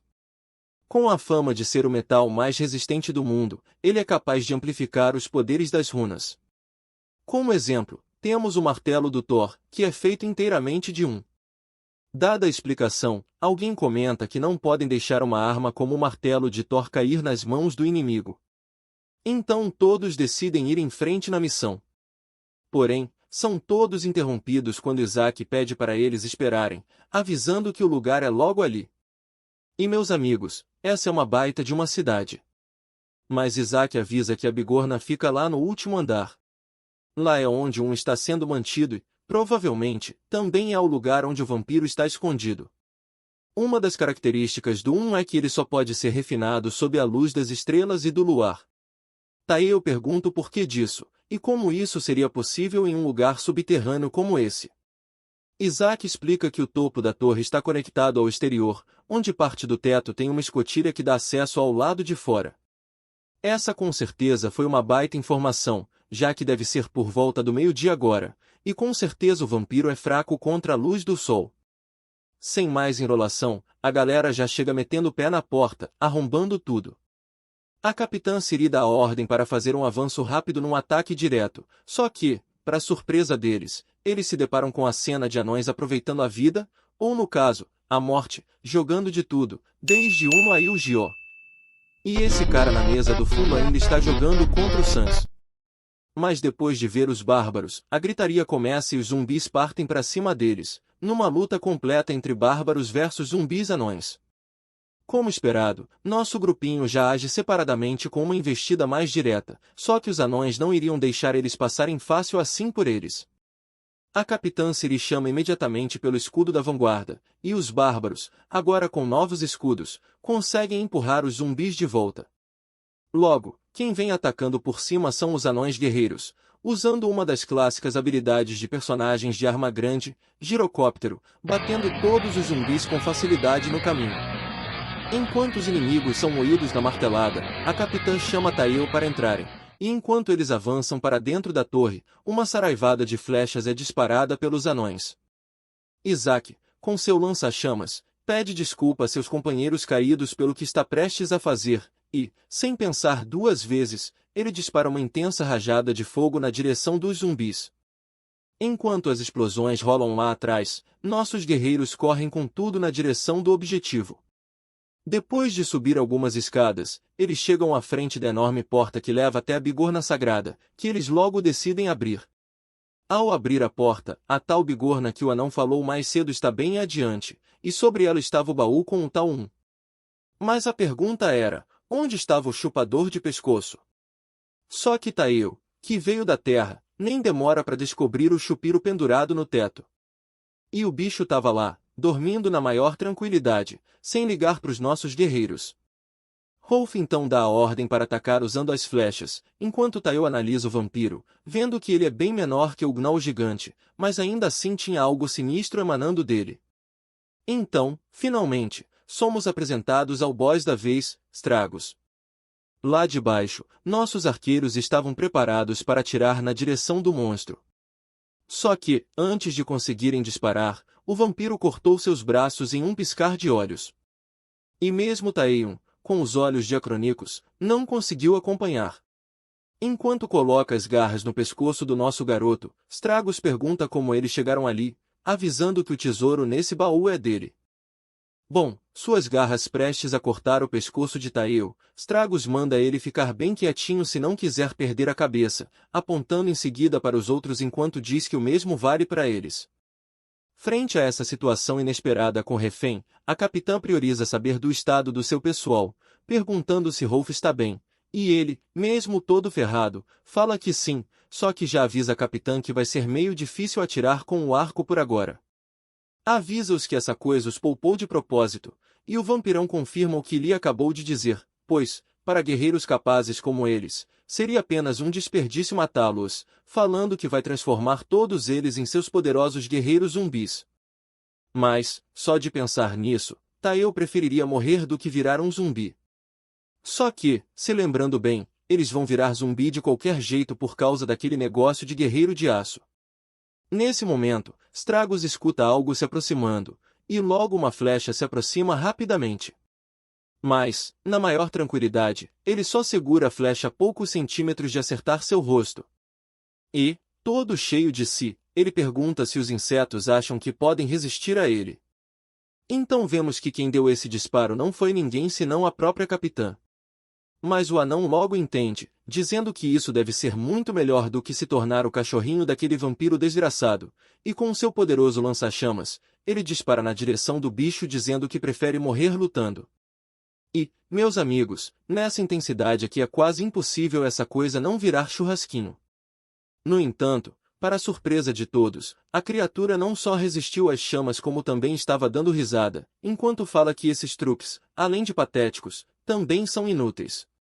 Partindo em um avanço que dispersa as chamas, Ciri manda protegerem o Isaac com a barreira de escudos, e, seguindo as ordens da capitã, os bárbaros rapidamente se mobilizam na frente deles. Só que, Diante da força do vampiro, esses escudos não adiantaram na dica de nada, e o resultado óbvio foi os escudeiros e toda a galera que estavam atrás deles indo pelos ares. Mas, nessa queda, nossa linda capitã acabou esborrachando no chão. Vindo à frente, dessa vez está nosso trio de Beyblades com seu ataque triplo redemoinho. Só que as técnicas inusitadas dos anões não surtiram nenhum mísero arranhão, com os tragos até dizendo que isso fazia cócegas, segurando o avanço imparável dos baixinhos com os braços cruzados. Só que, enquanto eles lutavam, Tail aproveitou para ir até uma alavanca no fundo, pedindo para os anões aguentarem mais um pouco. E, assim que o bicho começa a ir mais para trás, Tail puxa a alavanca que ativa o alçapão bem acima de onde eles estavam. Então, pouco a pouco, a luz do sol foi entrando e o maldito vampiro, bem no meio da sala, tomou um baita banho de sol. Mas nosso garoto foi esperto, pois logo depois da porta se abrir, ele destruiu a alavanca para evitar problemas futuros. Enquanto isso, o vampiro lá no meio do salão estava sendo churrascado pela luz do sol. Depois de alguns segundos em fogo alto, o bicho parou de queimar e caiu de joelhos no chão. E, enquanto olhavam para a criatura, todos se perguntavam o que deveriam fazer agora. Nisso, Rolf chama por Taeyon, enquanto fala que os está perguntando por acaso, mas ele queria saber se o garoto sabe matar vampiros. Mas Taeyon não tem certeza se enfiar uma estaca no peito dele vai funcionar, e logo dá a ideia de só esperarem esse merda morrer cozido pelo sol. Só que, antes mesmo de seguir com o plano, Taeyon escuta algo bem baixinho, percebendo que o maldito estava recitando um feitiço esse tempo todo. Mas nosso guerreiro logo percebe que esse chupador de pescoço estava invocando nuvens de chuva. Nesse momento, todos decidem descer a porrada no bicho antes que ele consiga terminar o feitiço. Mas, assim que os ataques colidem, uma revoada de morcegos aparece no lugar do vampiro, e logo em seguida começam a voar em direção aonde estava o alçapão. E, pouco a pouco, os pequenos morcegos se juntaram em um único lugar, dando forma a um morcegão gigante. Estragos evoluiu para Bergot. Nessa forma, Bergot parece meio vulnerável, então ele mesmo já diz que vai ser rápido nos ataques para não dar a menor chance deles tocá-lo. Assim, o peito dele começa a inflar e brilhar verde, e Taeyon, com seus anos de gamer, já sabe que vem um ataque de baforada por aí. Mas essa coisa que o vampiro soltou agora mais parecia uma bola de catarro gigante. E, enquanto todos estavam correndo por suas vidas, um idiota ficou paradão no meio da linha de fogo. Nesse pouco tempo que ele ficou parado, o muco transformou ele em uma pilha de ossos. E, sem parar, o bicho começou a soltar uma chuva ácida sobre a cabeça dos nossos guerreiros. Todo cheio de si, o morcegão pergunta por quanto tempo vão continuar correndo, enquanto lá embaixo Taeyon já estava ficando sem lugar para se esconder, com o chão coberto de ácido. Rolf também chega perto, dizendo que os lugares seguros estão diminuindo. E é aí que Taeyon para de correr, enquanto pensa que não pode deixar as coisas acabarem assim. Ele parte em disparada, usando a investida do guerreiro como uma tormenta. Bergot olha para isso, confuso, se perguntando por que essa criatura tola estava vindo na sua direção. Então, aproveitando a falta de movimentação de Taeyon, Bergot dispara um tiro ácido a queima-roupa. Só que nosso garoto não parecia nem um pouco preocupado com isso, se desviando a todo momento, usando sua saga repetidas vezes para se posicionar, até que, por fim, ele avança tão rapidamente que faz o bicho perdê-lo de vista, enquanto prepara um ataque pelas costas. Mas Bergot percebeu tarde demais que o último Taeyon era uma miragem, enquanto nosso garoto não deixaria essa oportunidade passar em branco. No entanto, o que nós não esperávamos é que a lâmina fosse partida em pedaços ao atingir o Bergot. E, em meio à cena chocante diante dos seus olhos, Taeyon vê Bergot se virando para trás, todo sorridente, enquanto diz apenas que esse tipo de arma não pode ferir seu corpo. Mas Taeyon, nesse momento, tinha coisas mais importantes para se preocupar do que a espada. Isso porque ele acabou de cair bem nas costas do Bergot, como se estivesse pegando carona. E o bicho, puto da vida, pergunta o que Taeyon acha que tá fazendo, e nosso garoto, meio desconcertado, só diz que isso aconteceu no calor do momento. Mas o Bergot não quer saber disso, só quer que ele se mande daqui. Taeyon, na maior tranquilidade, pergunta como ele supostamente deveria fazer isso, perguntando se ele já viu a altura em que estão. Mas o Bergot não tá nem aí, porque esse problema não é dele.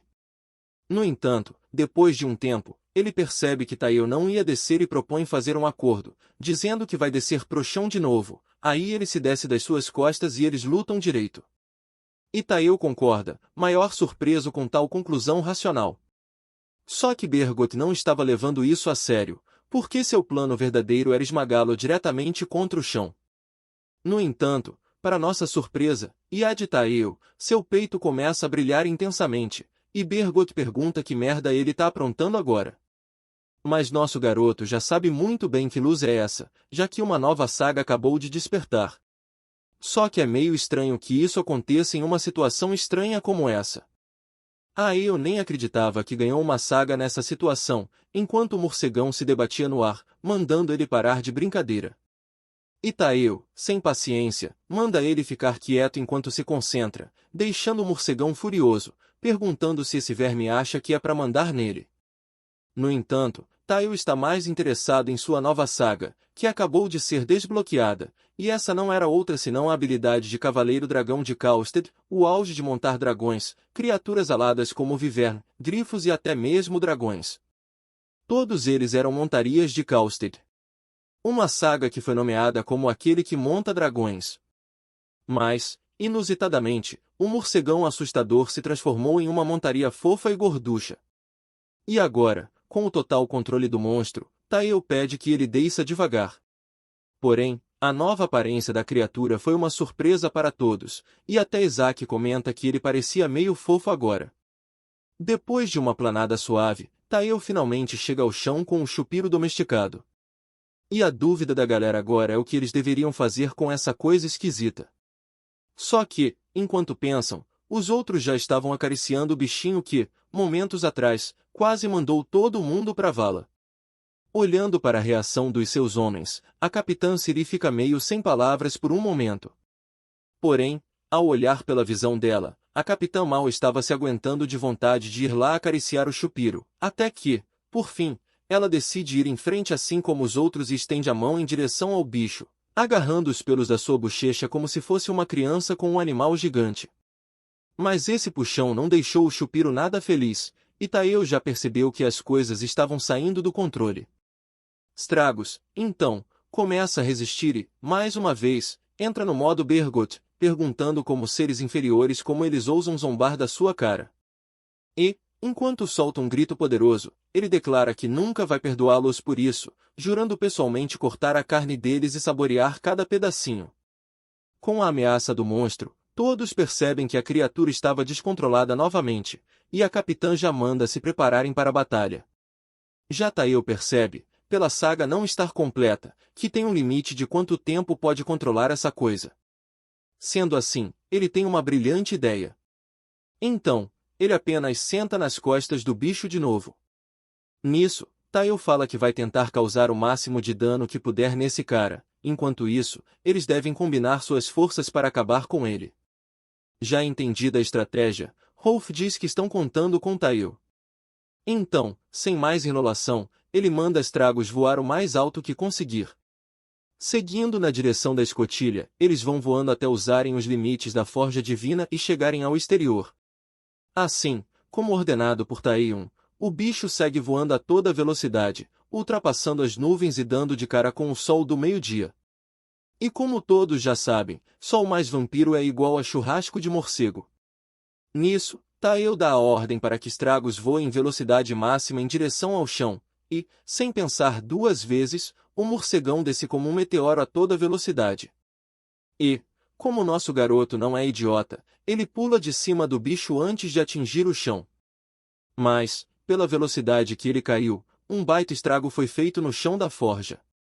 Só que Tael, não satisfeito, estava vindo lá dar o golpe final, usando, em queda livre, sua saga da espada do guerreiro, invocando sua marreta esmagadora de crânios. E, como já era de se esperar, o morcegão recebeu uma baita lapada seca na cabeça. Depois de usar esse golpe esmagador, a poeira baixa, revelando um Tael todo ofegante. Mas ele percebe que esse maldito chupiro ainda estava vindo depois de tudo. Só que quem chega para resolver isso agora é Isaac, que vem correndo com algo enquanto manda Taeo sair da frente. E, sem pensar duas vezes, ele arremessa sua bolsa repleta de coquetéis Molotov acesos. O resultado desse ataque explosivo não foi outro senão uma baita explosão digna de um filme de ação. Mas essa cena de filme foi o que quase fez Taeo se tornar churrasquinho junto do vampiro.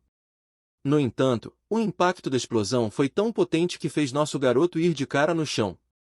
E, enquanto Rolf estava jogando mais combustível para queimar o vampiro, Taeon segurava seu nariz, enquanto pensava que, para carregar uma coisa dessas nas costas, esse lugar deve estar lotado de malucos. Nisso, Rolf se vira para Taeon e pergunta se o vampiro agora estava morto. E, enquanto olha para o pilar de chamas, nosso garoto comenta que sim, mas seria estranho se essa coisa escapasse depois de tanto fogo. Depois dessa intensa batalha, todos estavam reunidos frente à bigorna sagrada. Então, sendo o primeiro à frente do grupo, Isaac faz as honras de abrir o baú. E o item dentro dele se revela como um tesouro realmente fascinante e brilhante. Então, erguendo um pedacinho de minério, ele declara que esse é o metal dos deuses, o NT. Depois de ver esse micro pedacinho de minério, Rolf comenta que perder isso não deveria fazer tanta falta, o que deixa Isaac irritado com tal reação, dizendo que eles não sabem do que estão falando, avisando que esse tanto dava para fazer um anel. Só que a capitã pergunta se ele não tinha dito antes que dava para fazer um Mjolnir, Isaac fala que isso são só detalhes. Então, beleza, põe o minério na caixa e a fecha novamente. Entregando a caixa, ele diz que vai deixar a honra de refinar o NT para os ferreiros de Valhalla. Isso porque, na situação em que eles se encontram agora, não tem os meios e nem a força para protegê-lo. Assim, a capitã decide respeitar a decisão dele, prometendo que vai garantir que seja entregue apropriadamente. Porém, Rolf estava aí preocupado em saber que horas eles iam beber e comer, ao que Isaac fala que é agora mesmo, dizendo que vai dar um barril inteiro de cerveja para eles. O tratamento especial para aqueles que o salvaram. E, só de ouvir a palavra cerveja, os bárbaros com cérebro de músculo ficam completamente eufóricos, gritando cerveja de anão. Mas a capitã logo aparece para cortar a onda deles, avisando que não tem tempo para isso, se virando enquanto diz a Isaac que precisam voltar a Valhalla imediatamente. E, meio pensativo, o Nanico fala que, se não tem outro jeito, eles precisam partir, mas se recusa a mandar seus salvadores de mãos abanando para casa. Então, ele tem uma ideia brilhante e resolve pedir para segui-lo.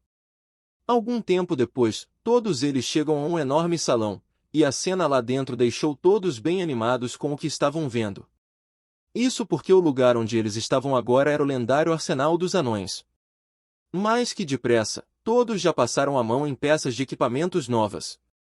E, vendo Taeo parado, Isaac manda ele ir em frente e escolher um item que lhe agrade. E nosso garoto deixa a vergonha de lado para ir pegar alguma coisa, e já vai logo ativando seu Sharingan Gamer RGB para examinar os itens. E, assim como ele suspeitava, os itens também possuem um sistema de classificação por nível.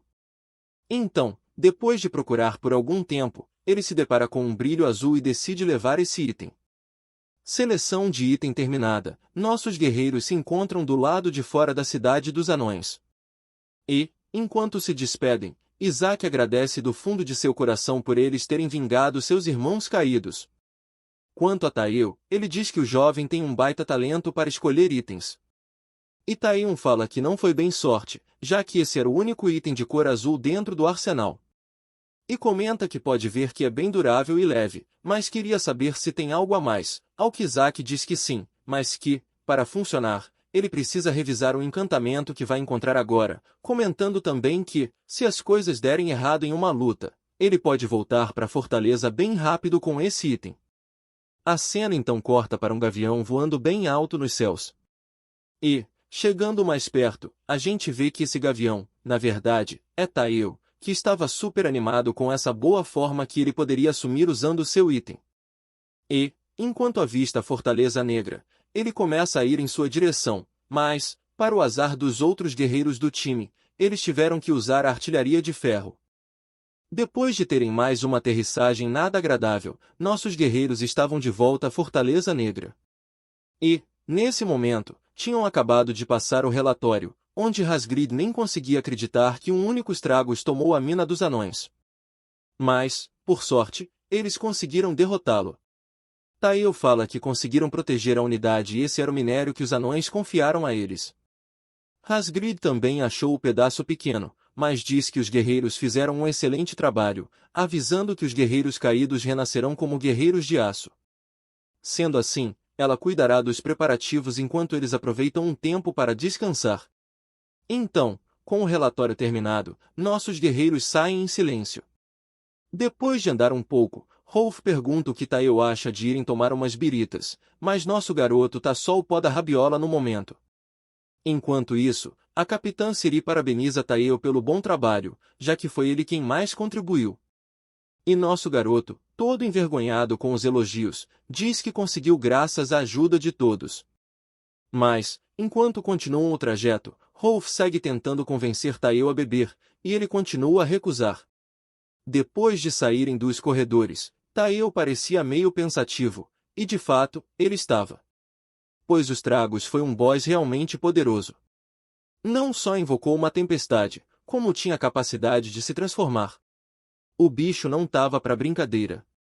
Mas, graças a essa dificuldade, ele foi capaz de absorver uma grande quantidade de runas, e o resultado disso foi ter sua sincronização aumentada para 9%. E com 1% faltando, nosso garoto se pergunta o que vai conseguir quando alcançar os 10%.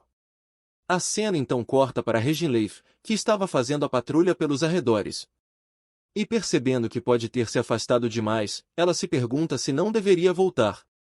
Só que algo que surge na sua frente a faz congelar por um instante. E isso que a assustou tanto era, na verdade, uma enorme pata. Nós conseguimos ver uma enorme fissura se formando a cada passo. Enquanto isso, lá de cima, nossa Valkyrie achava esses terremotos muito incomuns. Então, ela se pergunta se não deveria se aproximar para identificar a fonte. Mas, pensando bem, além de estar sozinha aqui, ela não tem como pedir reforços. É aí que ela usa o manto da asa de cisne, se transformando e voando de volta para a fortaleza de aço. Ela estava pensando que precisava relatar isso para o pessoal o mais rápido possível. De volta à Fortaleza Negra, Hasgrid pergunta se era mesmo um exército inimigo os invadindo. Enquanto isso, Reginleif percebe que chegou rápido demais e já até terminou seu relatório. Hasgrid, por outro lado, percebe que, nesse ritmo, a guerra deve começar até o meio-dia de amanhã, decidindo pedir reforços a Valhalla. Mas nossa loirinha aqui fez o relatório tão rápido que nem mesmo se lembrava do que disse. A cena já corta para Ciri, onde ela avisa que, com os problemas perto de acontecer, eles devem ir para a cama cedo, avisando também que álcool estava proibido até segunda ordem. Quanto a Tael, a capitã não se lembra de tê-lo visto mais cedo e se pergunta onde ele foi. Só que nosso garoto estava agora em uma área mais distante, olhando os arredores. Pensando em fazer bom uso do novo item, ele decide treinar até antes das batalhas de amanhã. Já na manhã seguinte, as Valquírias estavam reunidas na sala de reunião. E é onde somos apresentados a Valquíria da Legião de Nijor, Ingrid, avisando que trouxe 500 guerreiros de baixo nível como reforço. Ela pergunta se os números do inimigo já foram identificados. Reginleif diz que ainda não tem certeza, mas as estimativas são de mais de 6.000 guerreiros inimigos.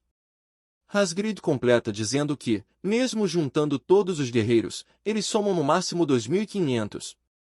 Reginleif então diz que não vão ter escolha a não ser segurá-los da maneira que estão. E em caso de emergência, ela ativará a magia defensiva. Nisso, as três vão em direção ao fronte, dizendo que isso é por Asgard e pelos 9 reinos.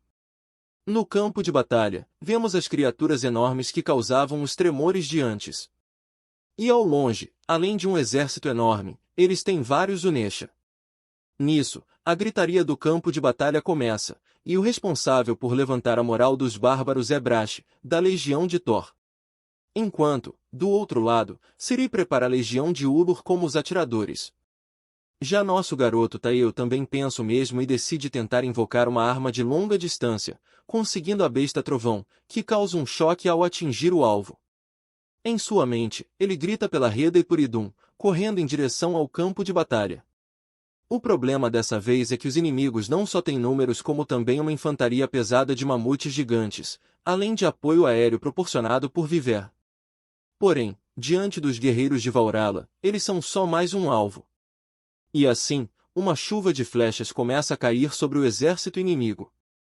Alguns gnolls foram atingidos de início, mas logo eles ergueram os escudos para se proteger. E enquanto os da frente seguram as flechas, os de trás começam a jogar os arpões. E enquanto temos vários cachorros subindo pelas cordas, lá atrás tem um deles fazendo cosplay de Thor e voando com um martelo.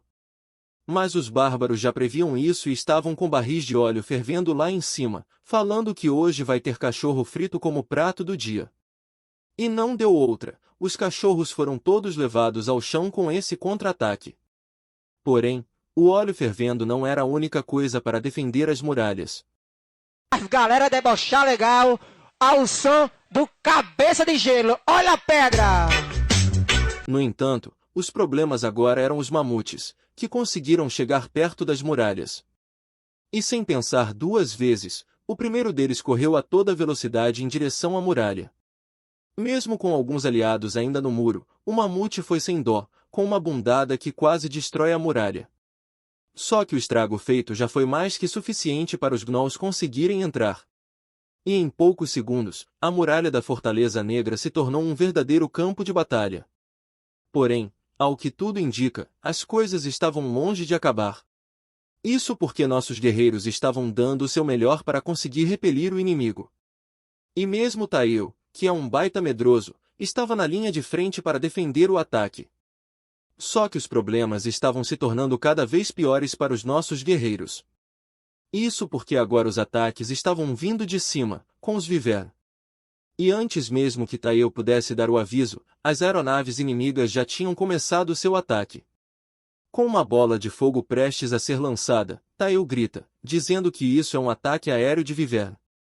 No entanto, o aviso não adiantou muito, já que muitos bárbaros foram atingidos pelo fogo. E enquanto o pau quebrava, lá atrás Reginleif erguia a mão para o ar, invocando o poder das runas sagradas. Assim como ela disse antes, uma barreira foi erguida em volta de toda a Fortaleza Negra. Ela então grita, avisando que a durabilidade da barreira diminui muito quando atacada, então, precisam eliminar rápido os inimigos no céu. Imediatamente, Tael entende o que precisa fazer agora que tem seu item de transformação. Então, sem dar o menor aviso, ele corre em direção às muralhas sem parar. E chegando na beirada, ele salta, dizendo: Bora! Hora do show, porra! Contando com a ajuda do seu traje de asa de falcão e entoando o encantamento para ativação. Valeu demais para quem assistiu até aqui. Se curtiu o vídeo, já se inscreve no canal e ativa o sininho para não perder a continuação, que tá ficando insana. E ó, se quiser apoiar ainda mais o canal, agora temos a área de membros. Quem virar membro tem o nome mostrado aqui no finalzinho dos vídeos e ainda ganha um cargo especial lá no nosso Discord. Só não esquece de deixar seu nick do Discord nos comentários, beleza?